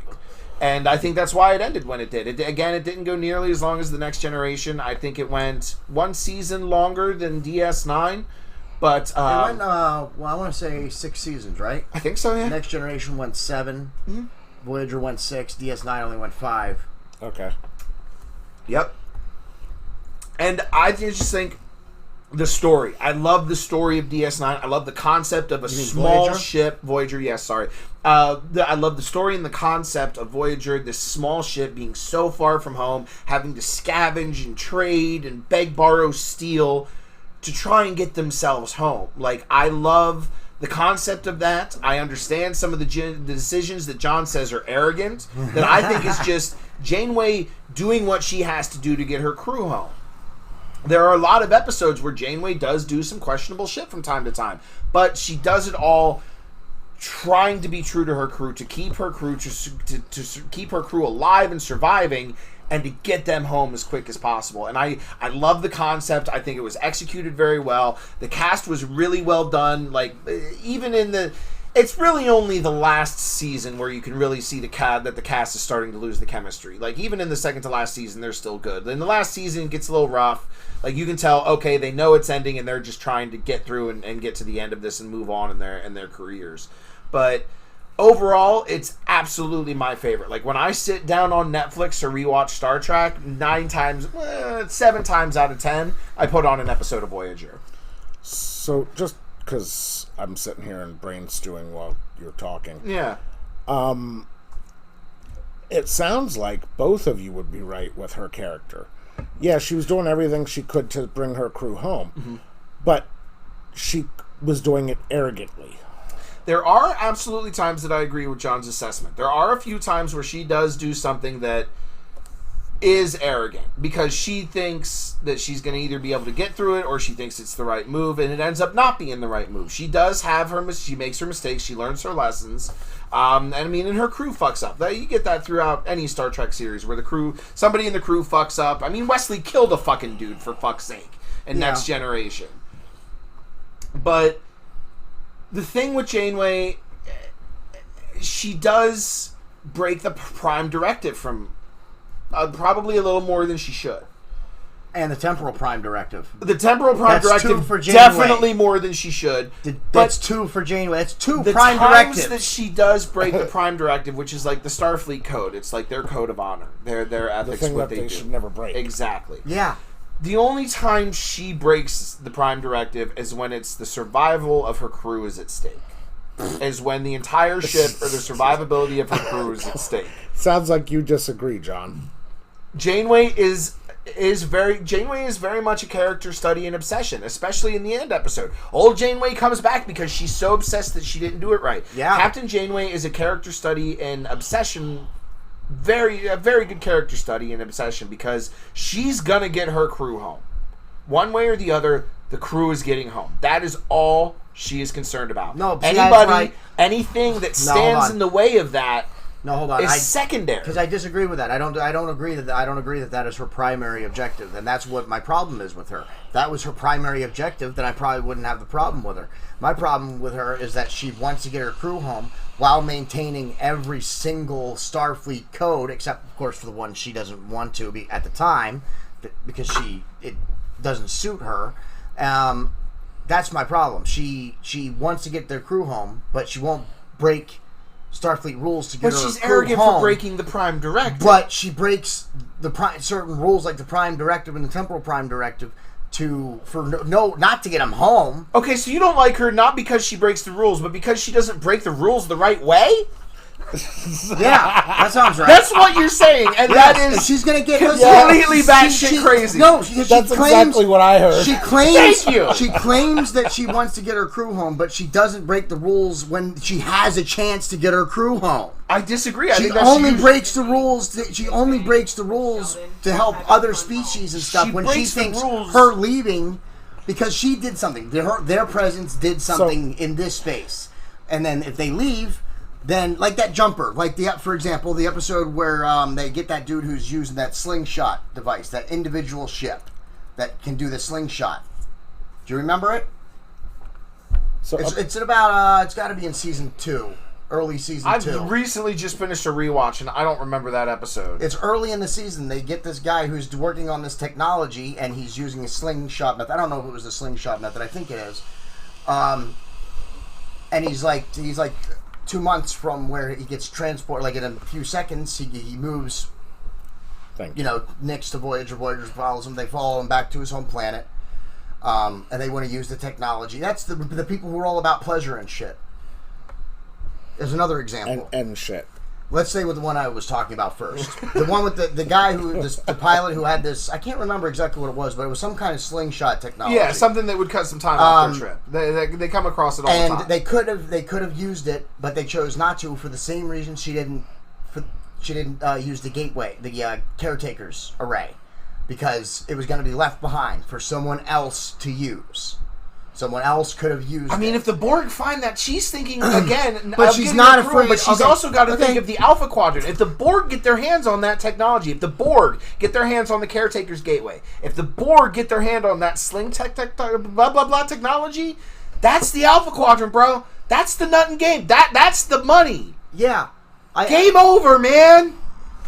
I understand what you're saying. That was before they encountered the Borg. Get your crew. That was before they encountered the Borg. But leave the door open for the Borg on the way through. They didn't know the Borg was there. That was before the Borg. That was season 1. They came into the first Borg planet. No. Season 2, because the first time they run into the Borg is when they pick up 7 of 9, and that happens at the end of season 2. No. That's like the second or third time they've run into the Borg. They run into the Borg once or twice before the whole 7 of 9 dual episode thing. I don't think so. Oh, yeah. Yeah. All right, so before this... Neelix tells them Borg's in the area as soon as they pick up Neelix. Before this No, I becomes... think so either. Neelix's species has been fighting the Borg for however long. Yeah, I think you're wrong on that. I'll have Dude, to... come on. I've finished 3 Watches of Voyager now. Breeze. the breeze. Before this becomes a 10-round match, the first episode and we have to figure it out on show up in Star TKO. Trek Voyager. How about we get this stat and then move forward? How about Fiber? Show up? the Borg? What episode of Star Trek Voyager did the Borg make their first appearance? But yes, after we get the break? breeze, Anybody I think we take Fiber. Break? Yeah, I think so. Take Fiber. We're take gonna this. Give us 1 second. We're going to wait on this word, and then we're going to take a brief intermission. It will only be 10 seconds for you, but it will be a few minutes for us. I would like to take this moment to shout out our newest sponsor, JDEDESIGNz. Go online for the merch. Link is at the bottom in the description. Follow our Facebook page. Go ahead and give us a like and a subscribe. Okay, Yes. so I have an answer. Go ahead. It says the Borg first appear in Star Trek Next Generation. Nope. No, Voyager. Star Trek Voyager. I'm sorry. No, you're good. Borg made their first appearance. Star Trek Voyager.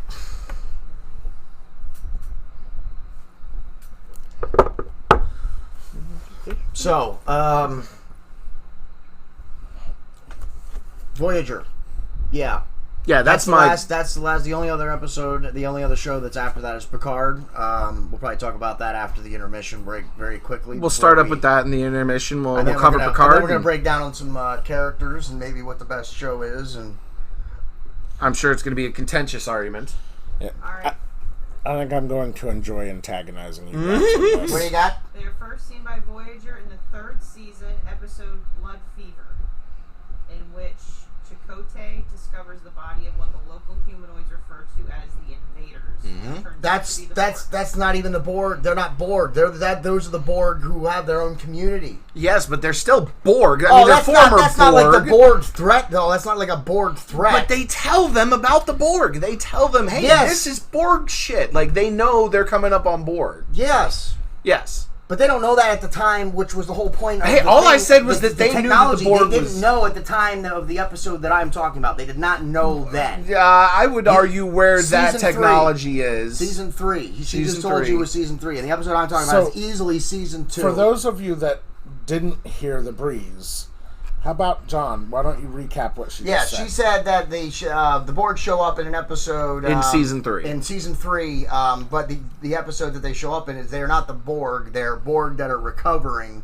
Borg that are cut off from the collective, and they're trying to do their own thing. Anymore. They're essentially not what the Borg are. But they know about the Borg at that point. Those Borg give them lots of information. They know that they're in Borg space. Not early in Season 2 when I'm talking about.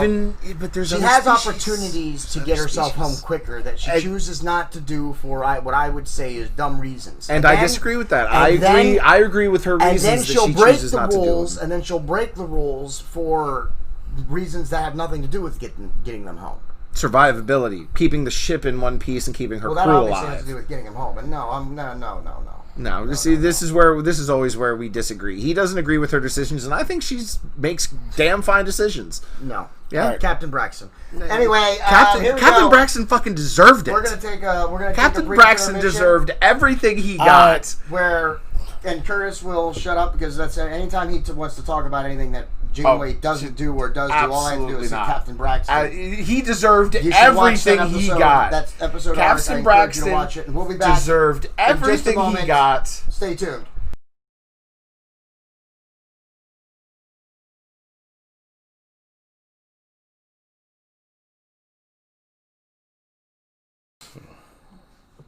All right, here we are. We're back from our break.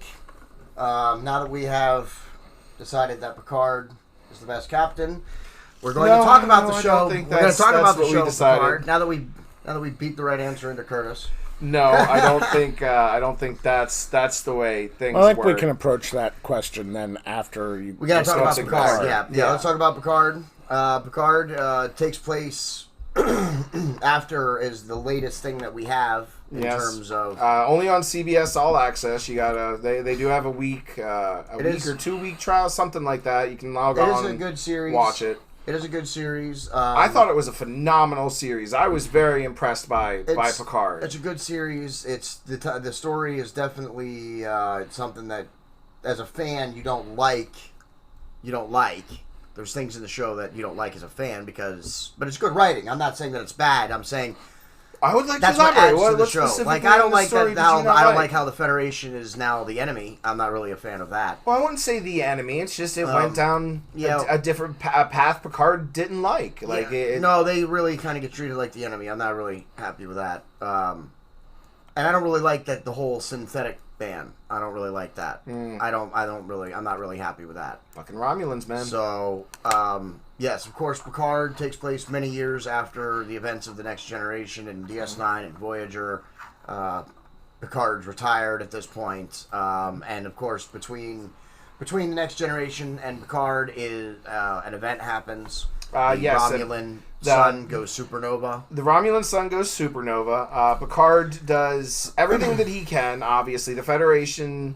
I mean, possibly they could have done more. The Federation shies away.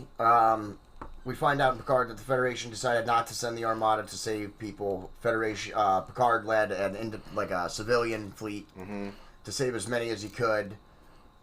And now the Romulans, I guess, based on the show. We don't want to give spoiler alert. Yeah, definite spoilers here if you haven't watched Picard or you don't want it seems to be something going on with Romulans and then synthetics, which it was are also basically artificial life forms like Data. It was also at the same time that the Romulan sun was imploding that there the incident on Mars at the Utopia Planitia space yards. Yes. What happened was at this time they were using synthetic life forms, very much like Commander Data Light. Yes, but like much less sophisticated than Commander Data. Yes. These were like beta Commander Datas. Yeah, they were programmed very simply to only do certain... I knew I'd get there eventually. Beta Datas. Yeah, they were only programmed to do certain tasks, whereas Data was programmed to do many things. The Romulan, pretty much think like the Romulan CIA, the Romulan spy agency, a secret organization within the Romulan hierarchy was... The Tal Shiar. Well, but even beyond the Tal Shiar. Not even the Tal Shiar, it's like a blacklist of the black... I don't remember what it was called either, but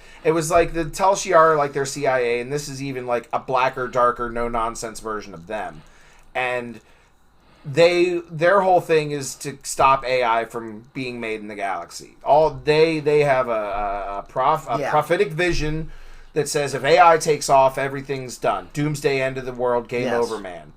To the point to where they've never had AI. The Romulans don't allow AI. Even their computers are kept very simplistic specifically for that reason. Even their every ship computer they have is built for a specific task, one task, that is it. And then they build another computer of a completely different design, not connected for this task, and again and again and again. The Romulans very much hate AI. They think if AI happens, game over, bro. Yeah, the world's over for regular. So the Romulans see that the world and the rest of the Federation is slowly moving towards this AI goal, so they hack into and take over control of all of the beta datas and cause a huge catastrophe at the biggest shipyard of the Federation, costing thousands of lives. An entire generation worth of starships got taken down. Pretty much everybody died. And from that point on, the Federation bans research into synthetic life. So things like Commander Data, the hologram of the Doctor, like things like that. While the Doctor, I believe, was still given like his freedom and his life and everything, there was no more research in that area was allowed to go on. No more synthetic lives or androids were allowed to be created. It was made illegal, and that was at the same time the catastrophe at Utopia Planitia on Mars happened very closely to the Romulan star collapse. Does that mean the Romulan won that battle then? See, it wasn't the battle. The Federation didn't even know the Romulans did that. They just thought all the AI went crazy. The Federation until later they found it out. It wasn't until Picard himself figured all this out during the course of the Picard series. Because apparently Romulans so that's an important piece of information. Apparently Romulans have also infiltrated Starfleet. Yeah, well, to the highest levels of Starfleet. So the Federation we see in the Picard is very much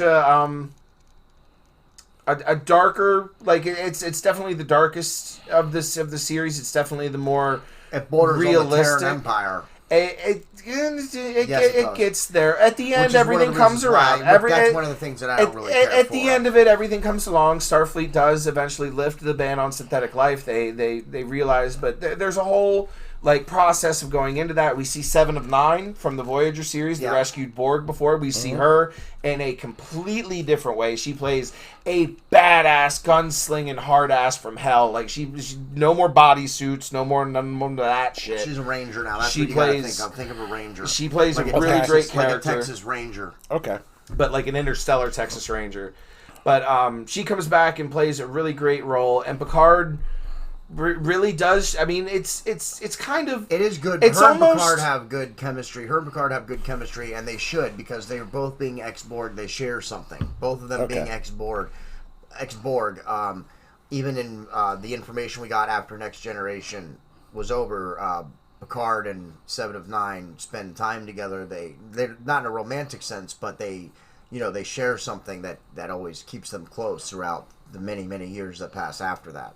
Which we find out in Picard. They know each other. They've worked together before, so which is true to what it should be. Because absolutely, the two Federation people who have been saved from the Borg, who have been assimilated and then brought back to their humanity, would obviously share a connection. Yes, absolutely. But 7 of 9 is good in the show, and Patrick Stewart is still great as Jean-Luc Picard. Of course, he has an out. There's something wrong in his brain, so eventually he's going to be dead. Spoiler alert. Yeah. He has a brain issue, and, this is pretty much like his last hurrah throughout the whole of Season 1. Okay. But, see, the thing about the new Picard... Star Trek has always been, and I believe will always be, kind of like a mirror into society. We deal with a lot of... It is, man. It is. You roll your eyes all you want, but it is. Kirk and horror kissing in the original series, the whole idea of where does technology fit into our lives and where is technology going to expand to was very much an underlying theme throughout the whole of Next Generation. DS9 and Voyager, whatever. But Picard really, the Federation going dark, the mistrust of a society, of its government, of the forces that police it, and of what it very much mirrors what's going on in society around it as these shows go on. Whether that's a good thing or a bad thing, whether you want to... In this case, in this particular case, I will say that it is not a good thing, and I think it does take away a little bit from the show. I think we see a different side of Starfleet. I think we see a different side of the world we've lived in. Most of the I don't like what you said. I don't like how they're trying to almost mirror what they think, or what is happening, or what might be happening, or whatever. I don't really... I think entertainment is a place where that kind of stuff needs to stop happening. I can understand that, but Star Trek's always been that way. Star Trek has always done that from all the way back in the original series. Like, Star Trek has always been at the forefront of social saying, and but again, I'm not trying to get into anything here. Yeah, that's what I'm saying. But it's just, I think that was a little too prevalent for my taste. I wanted something that was more entertaining. Again, not political or anything like that. I think it gave us a whole new look at Earth, because we'd never really seen Earth on any of these Star Trek series before. You can count on one hand the times we've been on Earth, and it's usually Picard's Great Vineyard or Cisco's Soul Food Restaurant. Yeah. We usually don't see a whole lot. No, you get to see a lot more of the planet Earth. You get to see a lot more of the the civilian side, that there are civilians like the captain who has his own ship, who does his own thing. Yeah, you're not wrong. You get a lot. We get to see so much more of the universe. You're right, and it shows that this universe is not all starry and rosy outside of Starfleet. Yeah. While you're in a Starfleet ship, it's very controlled. The captain, you have your up and down, you have your military structure. That part I don't have a problem. But outside of the world, you see a little bit of a less rosy world, and I really like that part. I liked that part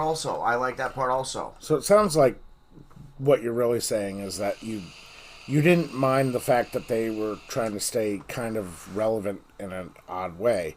It was just more the problem of the fact that it was so in your face. It was just a little too prevalent in my opinion in this instance. Whereas I thought it was very well done. I thought it was... there are definitely a couple of scenes that make you uncomfortable, that definitely cast the Federation in a very bad light. There's two scenes where... There's a scene where Picard loses his shit and calls out the Federation on national TV.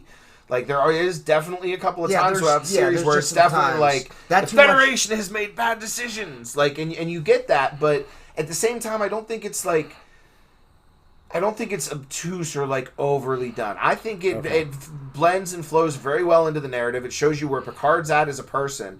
Not only is the Federation that he gave his life and his career and served all this time in is going in a direction that he no longer sees as the right direction, but at the same time he's also got this brain thing going on where he knows it's almost the end of his story. So how does he bring that together? How does he square his legacy with where the thing that he worked with his legacy is going now? And I think that's an allegory boomers can understand. I think it's an allegory Gen X. I think it's something that can speak to all generations up and down. Well, and I think it's a great character Like I said, I don't have a problem with the Federation being a little darker and seeing life outside the Federation as well. I think that's pretty cool. Actually, I think that's probably the best part of the series is the seeing outside, some the outside the Federation. Yeah, we never really got anything like that everything, before. Yeah, it's really well done. Absolutely, it is excellent to see life outside the Federation because not everybody goes into the Federation. So what do the rest of the people do? We don't really get to see a lot of that in the movies or the series. So it is cool to see some of that.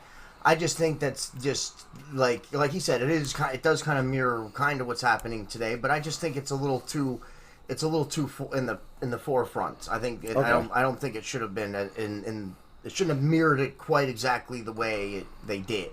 Just a little too much of the focus. Just a little too much. I think I just didn't really see it like that. Yeah. I think it's blended very well into the story. Again, I think it makes for a great character study of Picard. Again, it's a good series though. It is a good series, and Patrick Stewart. It's great to see him back on a starship and he hasn't missed a step. Patrick Stewart, he hasn't missed a fucking beat. That man is a master and will be the master until the day we lose him. And what a day that will fucking be. Yeah, and then including 7 of 9, and they even had Icheb.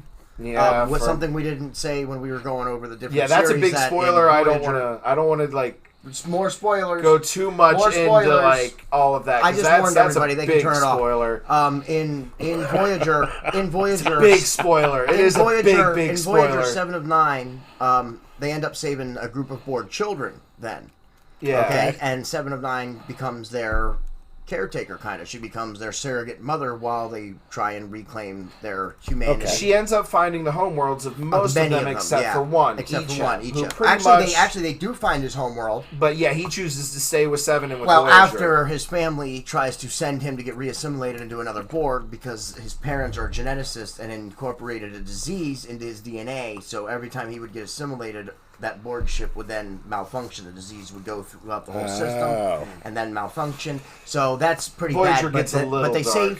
save Icheb, and then he pretty much becomes 7's son. Yeah, yes. Okay. And we do get to see Icheb. I won't give too much away about what, but it is good. It was good to see at least him on the show for a minute. At least a reference to him to see. What was going on with him. It's good. I like that kind of thing. Continuity, man. The Borg and if people it's anything you guys know about me, I like continuity. Yeah. And that was some good stuff. I wish that the Borg and the reclamation of people of Borg from the collective plays a really big part. That's another thing.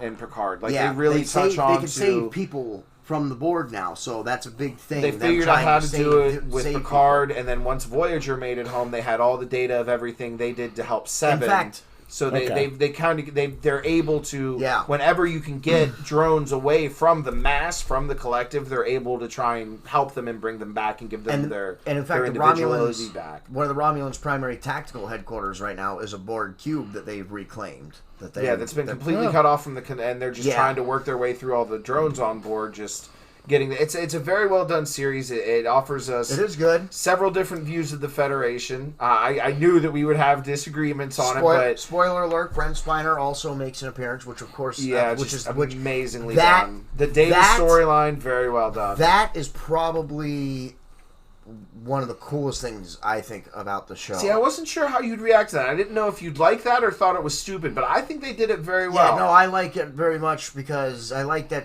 that even like Data has offspring in a sense, which is very cool. And I like that Picard keeps having these visions, where he's talking to Commander Data. Yeah. I think that's excellent. I think it's a great way to bring I think the Brent goodbye Spiner at the in end, the game. final scene there, the goodbye at the end where he actually got to like interface with what was left of Data's consciousness and like get a goodbye. I thought that was really a good touch. Yeah. All that stuff was very good, and even the son or the grandson of Dr. Nguyen Sung, who I can't remember his name in the show now. I don't remember. But Brent Spiner plays Commander Data in when Picard has visions of him and Data talking frequently or playing chess. Okay. Or playing poker. Dreams a lot. No, it's not always dreams, visions. yeah, it's dreams, I guess. Sorry. But he does have like a brain thing, so his dreams and visions are very much becoming one and the same. Yeah. But then we also find out that is it the grandson then of Nguyen Sung? I believe so, because his son died. Like his son got blown up or something like that in one of the Next Generation episodes. So I believe it was his grandson was trying to continue the work. I think Dr. Nguyen Sung is who created Data. Okay. So the grandson of Dr. Nguyen Sung is on a planet where he has made a whole family of androids, of androids, of synths and of AIs, which is like illegal in the Federation. Yeah. So like Picard trying to save these people. By saving these people, he thinks he can help Data, who he failed to save. But Brent Spiner has a dual. Because Data died. Data died in one of the movies. He sacrificed himself Nemesis, to save Picard. Actually, the one with the greatest ship battle, the one I say that has the greatest ship battle, Nemesis. Yeah, the way they took that ship down was it pretty much cost Data his life. Data sacrificed himself to take that ship down. Data died. It was that was a really powerful scene too in that movie. It was really very good. Very well done. Yeah. Tom Hardy plays the bad guy. Tom Hardy plays the bad guy in Star Trek Nemesis. Yeah.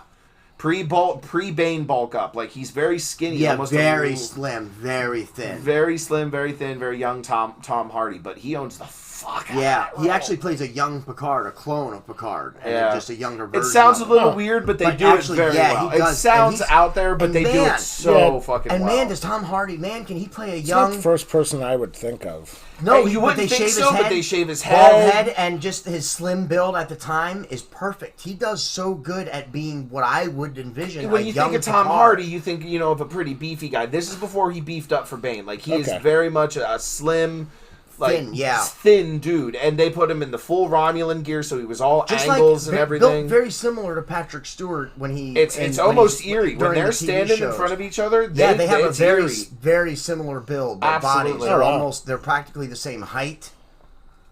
Or at least they are. I'm sure that was like appear so in the movie. I'm sure it was. I'm sure it was, acting coaches and stuff like that, but they stand exactly the same. They carry themselves. They walk. They have this they do a very good job of it. He orders tea the exact same way. They have a dinner, and it's just like, this is kind of creepy, honestly. It's really good. It's really, really good. Yeah. But anyway, to the original thought, Data dies, and then they collect like the little bits and pieces they were able to get of Data, and this dude continues it in this like hidden kind of cut off planet. And it's the whole, Picard trying to get the Federation to reverse the ban so Data's children, Data's offspring are able to have a chance, at life at the Federation, save them when he was unable to save Data. That's like his Don Quixote, that's his quest. He wants to redeem himself and, go out in a flash of glory because he's got this brain thing going on. Then shenanigans happens in the final episode. There's a couple of really big twists. I really don't want to spoil the big twists. Spoilers. I really don't even want to spoil the big twist, so we're not going there. But there's some really big and good twists at the end. It's a really good series, and it ends very well. It sets up a season 2 that I am absolutely just dying for. And yeah, that's it. That's pretty much where we're at now. Yes, now, we are completely ignoring the new Kirk movies, the new Chris Pine Kirk movies. Because they take place in a different universe, technically. An alternate timeline. The idea was for that to become the new prime timeline, but those movies sucked and didn't do very good, so that whole idea was abandoned. Now, the point was, that was happening at the same time the video game Star Trek Online launched, which Curtis and I are which is big fans great of for lore. play. Like, if you just want some straight up Star it's a great game also. Trek lore right in your face. It's a great game to play. But that was the point, that the Romulan star, that was the whole thing with the Romulan star. That was how we got a split off, because Spock tried to prevent the Romulan star from going supernova with what's called a red matter capacitor. It was thought that it could absorb the explosion of the sun to prevent the destruction of Romulus, the home planet of the Romulans. Okay. He did fly the ship into it. The red matter capacitor did not do what he thought. It did not contain the explosion. The explosion happened anyway. The sun went supernova. Spock ended up in the alternate timeline, which is where the 3 movies take place. And then that was supposed to be the new timeline. Okay, that was how it was supposed. That didn't go over well with the fans. They didn't make as much money as they were supposed to. So that whole idea was. Yes, and then there's Discovery. Discovery is another series out there. Now listen, I love Star Trek. I love everything about Star Trek. There's very little, the original series. It's hard to get through, but I still respect it, and it's got things that are important for other series. Okay. I have not watched any Discovery, so I cannot speak on Discovery. Well, I'm going to let you all know that you should not turn on Discovery, and you should not watch it because you will fall asleep. Really, that bad? It is very boring. I don't like the story at all. It's about a mutineer being reinstated during another ship. She gets grabbed by a captain who I can't remember his name right now. But the guy who's playing the main captain in Discovery recruits her because she's in prison. She's a mutineer in her previous commands. So, where's this fall on the timeline? Prior to Kirk. Pre-Kirk, prior to but Kirk. Post-Bakula? Yes. Okay. Yes, after the NX. See, I don't like it when they do that. I don't like when they go back in time. There's so much in the future I want to see. It's after the NX, the whole Bakula NX series. It's after the Federation has been started, but it's prior to Kirk, if I'm not mistaken. I'm pretty certain it's pre-Kirk. Post-Bakula, pre-Kirk. Yes, I do believe so, because they're still at war with the Klingons. That's a big thing that's going on in Discovery. Yeah, I don't like the design of the Klingons in that show. I saw a couple of screenshots, and the Klingons look weird. It's just, listen, I like the dude who's playing the captain. I think he's a good actor, but man, I watched like 2 or 3 episodes, and I'm just like, man, this is like, I was excited about that show when I turned it on, okay? Yeah. So I was like, yes, because I like the guy that's playing the captain, and that for me is a big part. If you got a good captain, then the show can be really good. And I put on 2 or 3 episodes, and it's centered around this girl.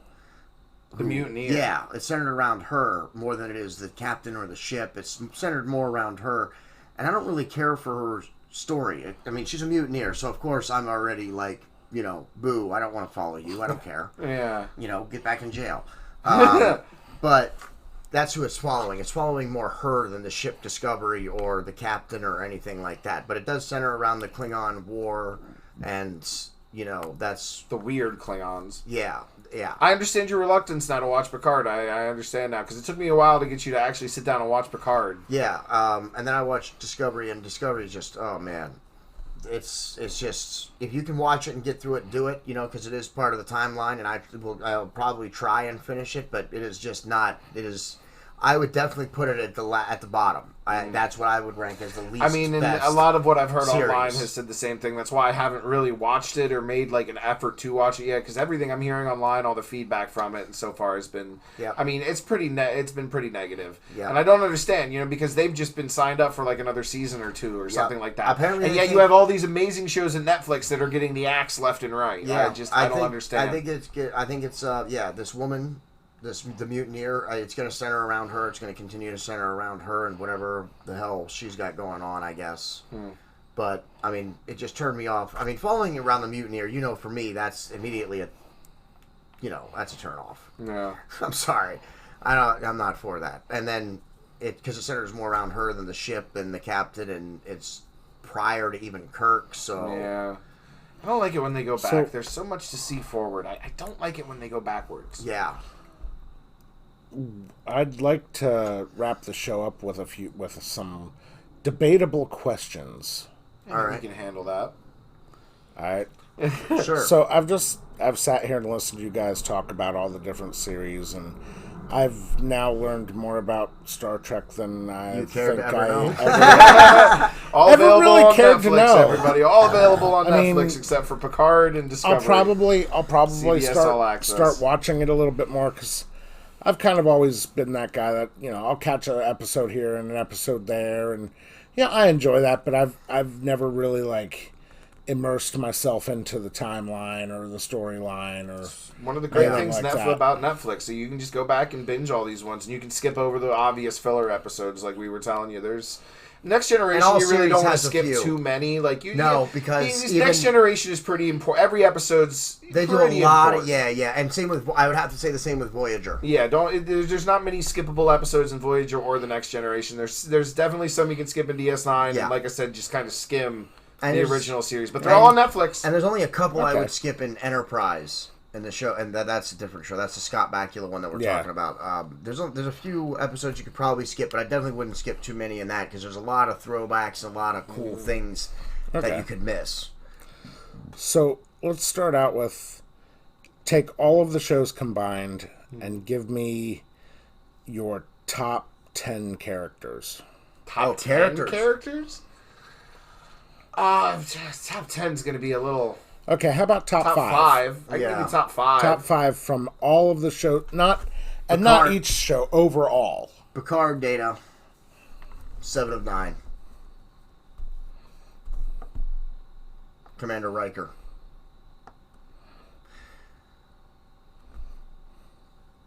Tom Paris. Picard, yeah. Data, yeah. Spock. All right, I'd have to put Spock in there too. Picard, Data, Spock. Yeah, Janeway, 7 of 9. Yeah. So you agree with him now? I mean, Janeway probably wouldn't be in his top 5. Yeah, no, not Jane. I would. You'd probably replace Janeway with Riker in his top 5. Yeah, and then I would put Spock. I would put Spock there too. I would tie him for number 5. Yeah, Picard, Data, Spock, Janeway, 7 of 9. Yeah. So why do you rank Spock so much lower? Just because I'm not an original series fan so much. All right. I get that. That's it. I definitely Fair get that. enough. Oh, and just speaking about, I want to say something real quick before you get on to another question. You were talking about Leonard Nimoy being Spock and him being like the original Vulcan, and how a lot of people who play Vulcans will model their acting after Leonard Nimoy. I think someone who did that was Tuvok, who is the security officer in Star Trek Voyager. Yeah. He's a black also Vulcan. a Vulcan. Very, but he very plays, well done. Yeah, done. Tim Russ, right? Yes. Yes, he plays an excellent Vulcan, and he's a full Vulcan. He's not part human. And I think you see a lot of what Leonard Nimoy brought Absolutely. as Spock in Tim Russ's. And I'll even go as far as to say the only really good thing about those Chris Pine movies, those 3 Star Trek movies, Into Darkness and whatever, is the dude who played Spock did a really, really good job of playing a young Spock. Okay. Like he did. I can't remember his name. Neither can I. I can't. It's not on the top of my head. He played in Heroes too. Zachary like he's something, right? Zachary Levy? No, that's Zachary not it. something though. I forget. The dude who played Spock in the 3 new movies did a really good job playing Spock. Like, Yeah, he did. I mean, because Leonard Nimoy was also part of that movie, he got to like work with him, and Leonard Nimoy coached him and like showed him and told him how to. Zachary Quinto. Thank you, Zachary Quinto. I not remember freaking Quinto. Zachary Thank Quinto, you, Breeze. thank you, the Breeze. Did very well, Yeah, he especially did. because he had Leonard Nimoy coaching him and telling him Okay. like his Spock. Very, very good. About the only thing I can point out that is good in those 3 movies. Yeah. The Right. writing, the story. I mean, the special effects are kind of cool when the thing explodes. I think Zoe but Saldana. that's about it. I think Zoe Saldana As playing Uhura? As Uhura. Yeah, yeah, she does really does a good good too. job too as Uhura. Yeah, but she the rest. does. Okay. Oh, and what's the dude? Oh fuck. It's not Keith Urban. Carl Urban. Urban. Yeah, Carl Urban playing Bones. No, I don't like him. I like Carl Urban. I like Carl Urban. I I like don't Carl really- I Urban. don't thi- I have yet to see Listen, Carl Urban This is in a what- role all right, I this is don't it. like. Hold on, Carl Urban is a good actor, and he does play Bones very well. He does. I'm not a Bones fan. Yeah, and Bones really didn't get a lot of good writing in these movies. Like Yeah. the writing in the movies was bad. The story was bad. The actors tried. Carl I gotta Urban give it did to the a great actors. job. They tried. I don't know Yeah. what the fuck Chris Pine was doing with Kirk. Like that's a whole fucking black hole. I'm not even gonna jump into. Chris Pine's Kirk is. I couldn't care. Couldn't care. Couldn't care. Nah. Yeah. All right, white bread, freaking saltine cracker, freaking Scott Summers Cyclops Boy Scout. Kirk is supposed to be a badass, rough and tumble, like badass debonair James Bond with a starship. Chris Pine's Kirk was Cyclops from the X-Men, Yeah. Boy Scout. Oh, I broke the rules once, and now I understand that the rules are the way to go. Like, It is supposed to be an alternate timeline, but they chose the wrong way with that. Okay. Kirk's not done very well in the movies. Spock, Uhura, that's about the two or three good things. The rest of the cast tried, but The rest of the cast is just not. wasn't. Yeah, it's a it pretty just good wasn't done. cast. Even the guy who played Sulu. Yeah. I forget his name too, and the dude who played Chekhov. It sucks that he died because I really he was doing really good work. He did. Yeah, he was real good too as. Yeah, he Chekhov. was only like Even 22, though he didn't 23. get a lot of- He died. even though- Yeah, even though but he he didn't was get a really lot good of as time Chekhov. on camera The either. rest of the cast is good. The writing is horrible. The movie, the story, like even It's some of bad. the CGI is just. They made the bridge of the Enterprise look like a freaking Apple iPhone store. Everything's all white and freaking Okay. super backlit. No, right. I say no, John. I like my Star Trek. Like I like my whiskey, smooth, smoky, with a bite. All right, Christopher. Sounds Walken. good. So, with every good captain comes a co-pilot or a first mate. All right, first officer. First officer. All right. First officer. Who do you think was the best first officer? And do you agree with the choices they made as to who the first officers were? I mean, We're it's got to going be agree on Riker, this. right? It It's got to absolutely be has Riker. Commander William T. Riker. Yeah, of Next the Enterprise. Generation. I mean, and mainly just because he got fucked over so much that he couldn't move on from the Enterprise. Okay. Like, he was about to become a captain in his own right, get his own ship, and then Picard got assimilated and went and destroyed Now, see, this most is where- of the ships in listen. Starfleet, so And this is where Riker couldn't get his this is own where ship I and dis- had to remain the first This officer. is where I'll disagree a little bit because he does get a chance to get a promotion later, and he also and he doesn't take declines it. He's Okay. like, I want to stick He here does, with but Picard. listen- I want to be... This is the thing. Commander Riker is an excellent first officer through the entire series. So great. Just Okay, and absolutely. he is the best. He all makes. right? I agree with Okay. pretty much every decision he makes, except the one where he somehow gets like drunk or something and falls in love with a hologram. That episode where it's all like steamy lighting and he's getting all close and That's romantic actually with the when holodeck Bynars character. took over the Enterprise. Remember? Yeah, He it's made something. that character to keep him enticed. It's something. They were messing Okay. with him mentally or something. Oh and no, he you're was, talking like, about okay. humping with a hologram or something like that. But yeah, Odd right. It enough. would be Commander. It would be Commander Riker. Yeah, there's really nobody in competition In for Nemesis, that. in Nemesis, in the movie Nemesis, they really kind of make him. They make him a wimp. little bit. Except when A little Picard bit. gets... Because that battle that Gunnar was talking about, the greatest battle, and that's Riker. Picard's off doing his No, own... he's not. Picard's running the bridge on No, that. he's Commander not? Riker is dealing with the intruders. Yeah, because it's him and that dude that have that yeah, thing. You're right. That's right. Riker goes off to Yeah. and then has like a really bad fight. Yes. Like the camera's all shaky. Yeah, it's not a good. It's not a good fit. It's not a as good good hand-to-hand fight. as good as the Starship battle is. yeah. Riker's hand-to-hand combat fight is that bad. And he's also he also I don't know, maybe he was tired or maybe he's just tired of playing William Riker, but he wasn't the same William Riker in Nemesis. Well, Okay. I mean, he also got married, and he's looking like. I mean, that was he was supposed to That be was when he like got on married. his way to get his own ship and everything. He's finally moving on, going on Yeah. to the Titan, and It looked like they changed that a little bit in Picard because we get to see Riker. Spoiler alert: we get to see Riker and Counselor Troy a little bit in Picard, and it looks like he's back to the old Riker. So it's probably Okay. just a fluke on the movie, but it would definitely have to be Commander Riker for yeah, sure. nobody can really stand up to So- Riker. Chakotay is a really good second officer really in Voyager. very fine. He's all right. He is very fine. It's the Bajor. What's Kira Nerys is pretty much the second officer in DS9. I mean, there's a couple of people, Kira Nerys, or maybe even Jadzia Dax. Like, there's a couple of people that would technically be, but technically, I think it would it's be Kira Nerys. yeah, and she's she's the most so annoying. She's like I don't know what she's like. She's just annoying. Listen, Every time she there's two speaks, sides.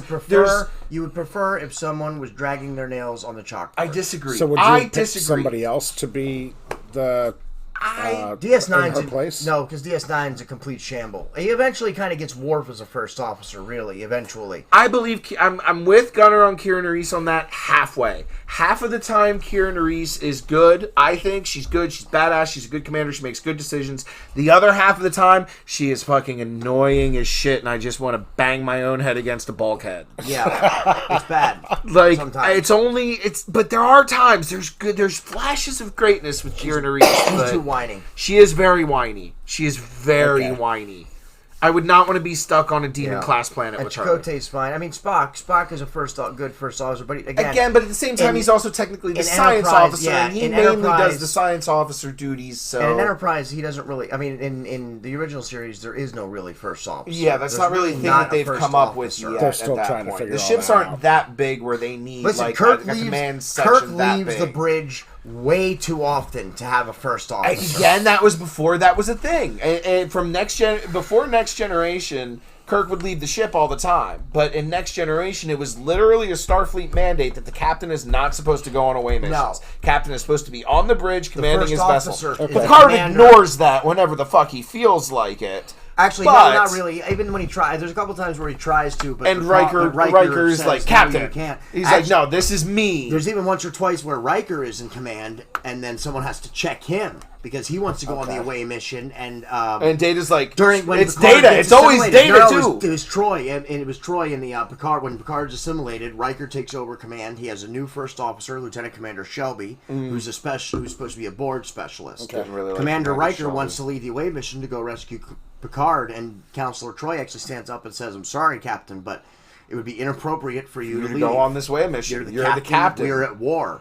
Your place is on the bridge." And Riker, you could see it again. Jonathan Frakes, great actor. You could see it where he's like, he wants to argue that, but he knows that he has called Picard on that any number of times. And again, just going up more to why he is the only really contender for the best first officer. Yep. He stays and he commands the ship and he sends his first officer on the away mission. Like Riker, there's very few instances where I disagree with his decisions. There's very few times when he is asked to step up that he doesn't step up. And he plays a very good away mission. He's very good on the away missions. He's a great commander to have on the ground. You can trust him to have the ship. If something happens with Picard, you know that Riker can handle the ship, you know. Yeah, he can. When he's been in command a couple times, it's fine. I always prefer the episodes where both Riker and Picard were out of action or missing or something, and Data got the ship. Yeah, Data's always. Those were always some of the best episodes. Yeah, Data as captain and Worf as his first officer was that is one of the best episodes you're gonna find. All right, very rare, but it does happen. Yeah. So, this is gonna probably be a long question. So I think this will be a very good one to end on. So take the captains. Mm-hmm. Let's say, hypothetically, they have equal ships. Which captain wins? Okay, hold on. We need a few more details before we can truly... I like this idea, Nick. This is good. Interesting. All right, so when you're saying the captains, let's say Bakula, Kirk, Picard, Janeway, Sisko. Okay? The main captains. Sure. What ship are we putting them in? We putting them in the Enterprise E? I don't think we put them in the Enterprise D. See, I don't That's think... a bit big and bulky. I think we have to make it a hypothetical new ship, because... You don't want to give any of them a completely new, unknown ship. Just like a Need for Speed race where we're all taking Honda Civics. Yeah, something the that newest maybe all off the line don't have their entire career under their belt. Okay, so just an average, like, mid-sized ship, and it's all the same. Yeah. Under those conditions? Well, you have to take Sisko out of it right away. He's off the list. I would take... So if there was a card here... The Defiant. Hold on. If there was a card here, I would take it and throw it away. The Defiant. I would literally throw it away. So no, he's the Defiant. Worf. Sisko takes command. I just finished, literally 2 days ago, finished a DS9 rewatch. Sisko takes command of the Defiant frequently. And he doesn't do a very good job. No, he does not. Sisko's the first one to die? Sisko is absolutely the first out. one out. Yeah, I'm not arguing that for a second. Sisko is out first. Who's the next one out? I don't know if you can include Kirk in that because he's so often someone else is commanding the Enterprise because Kirk is always on the planet whooping ass. Yeah, but he's Kirk always commands doing the the Enterprise hand-to-hand in battle, stuff. and he does a pretty good job of it. I got to say, Bakula's out next. You think? I think so. He does not. He's more of an explorer. He doesn't have a huge tactical mind. He wasn't a soldier. He didn't have a whole lot of combat training. I mean, he does well when they're in combat, but I don't think he makes very good strategic. In terms of ship maneuvers and positioning and stuff. He doesn't have the experience. He doesn't have the tactical knowledge. Yeah, I think you might be I right think on it comes that. down to a 4-way melee between Kirk, Picard, Janeway. Oh, I'm sorry. It comes down to a 3-way battle between Kirk, Picard, and Janeway, and Picard takes it I would also have to give it to Picard with Kirk coming in a second place. Not that Janeway is not tactical or anything, but Kirk is crazy. Kirk is reckless. Kirk I is think. crazy. I think Janeway is smart tactically enough to pull Kirk into a trap and then take him out. It would come down to Kirk's gamble. If Kirk's gamble paid off, he comes in second place, and Janeway's in third. If the gamble doesn't pay off, Janeway comes in second, Kirk is in third. I absolutely agree with that. Picard takes it. He's got the tactical mind. He's a tactical genius. Been in really some much. ships. He's been in wars. He's commanded Picard fleets. maneuver is all I have to say. He's got a maneuver named after him. He's got the better tactical mind. He's commanded fleets in battle. He knows the battle maneuvers inside and out. He knows what the weapons and what everything. Like I just think Picard takes it absolutely. He's playing chess while everybody else is playing checkers. Yeah. Okay. All right. I think that was a pretty good answer to that question. You got to give it to Picard. He's a great commander. He's a great he's great in battle. He's very smart. He's an archaeologist. He's a scholar, a freaking composer. Like Picard really has it freaking all. Like he is a great captain, and he's smart. Patrick Stewart's the he's man. Always thinking one step ahead. So, is there anything you'd like to leave the viewers tonight? Well, I would definitely encourage everybody, if you haven't, if this conversation has sparked any sort of curiosity for the Star Trek series, go through and give them a watch if you want to. Most of them are on Netflix, the newer ones, Discovery and for what it's worth. CBS All Access. Absolutely. They usually do a free trial thing. But the rest of them are on Netflix. They're great series, good sci-fi. Wow. Yeah. See, it is late, dear viewers. It is 12 in the night. So I'm just starting to... Yes, while we are taping this. But, yeah, I think that would be about it. Just enjoy the series. Take it for the good and the bad. There's definitely some bad out there. Start with Next Generation and Voyager. Yeah, gonna do Next Generation, Voyager... DS9, and then if you really want to and you're interested, go back and rewatch the original series. Maybe watch make sure you save the Bakula ones for after you've watched, because then you won't. The Bakula one is full of like all sorts of callbacks from Next Generation and Voyager. Yeah, you gotta watch. So you should watch Enterprise if you try and watch in Voyager, chronological order, you're not going to get half of the stuff from the Bakula one. You're just going to be like, oh, that looks cool, and not like, oh, that is awesome because of this episode 3 years ago. Yeah. Like. It's a different. You definitely want to watch Next Generation of Voyager before you watch Enterprise. Okay.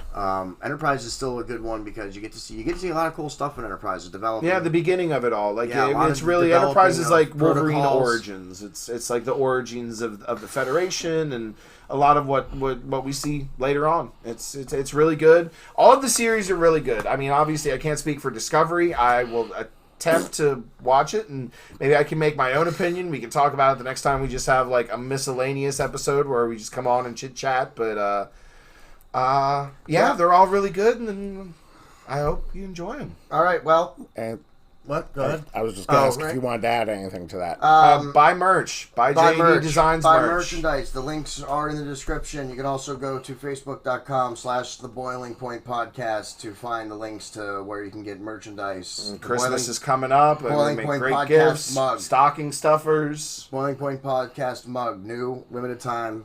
You should get one before they're not here. Also, shirts are back up, and sweatshirt hoodies are back up. So I will provide the links in the description and on Facebook. And that link is, again, facebook.com/The Boiling Point Podcast. Fantastic. I'd like to thank you all tonight for joining me on my Star Trek education journey here. I hope it's been as entertaining for you as it was for me. You got your toe dipped into the vast pool of knowledge that is Star Trek, my good friend. Yes, and stay tuned. Until next time. There's going to be episodes coming up. Gavin Jr. will be on another episode here in the coming days, and possibly my buddy John Comets to talk about the stock market and finance. So keep an eye out. Finance. That'll be an interesting episode. Excellent. Yes, it will be very good. I've been trying to get him on for a while now, so we're going to try and get him on. Busy dude. Yeah, so we're going to try and get him on. We're going to talk about finance, and then Gavin Jr. will be back on. We're going to talk about some stuff, including the debates and the election, so you should tune in for that one. Until then, enjoy. See ya.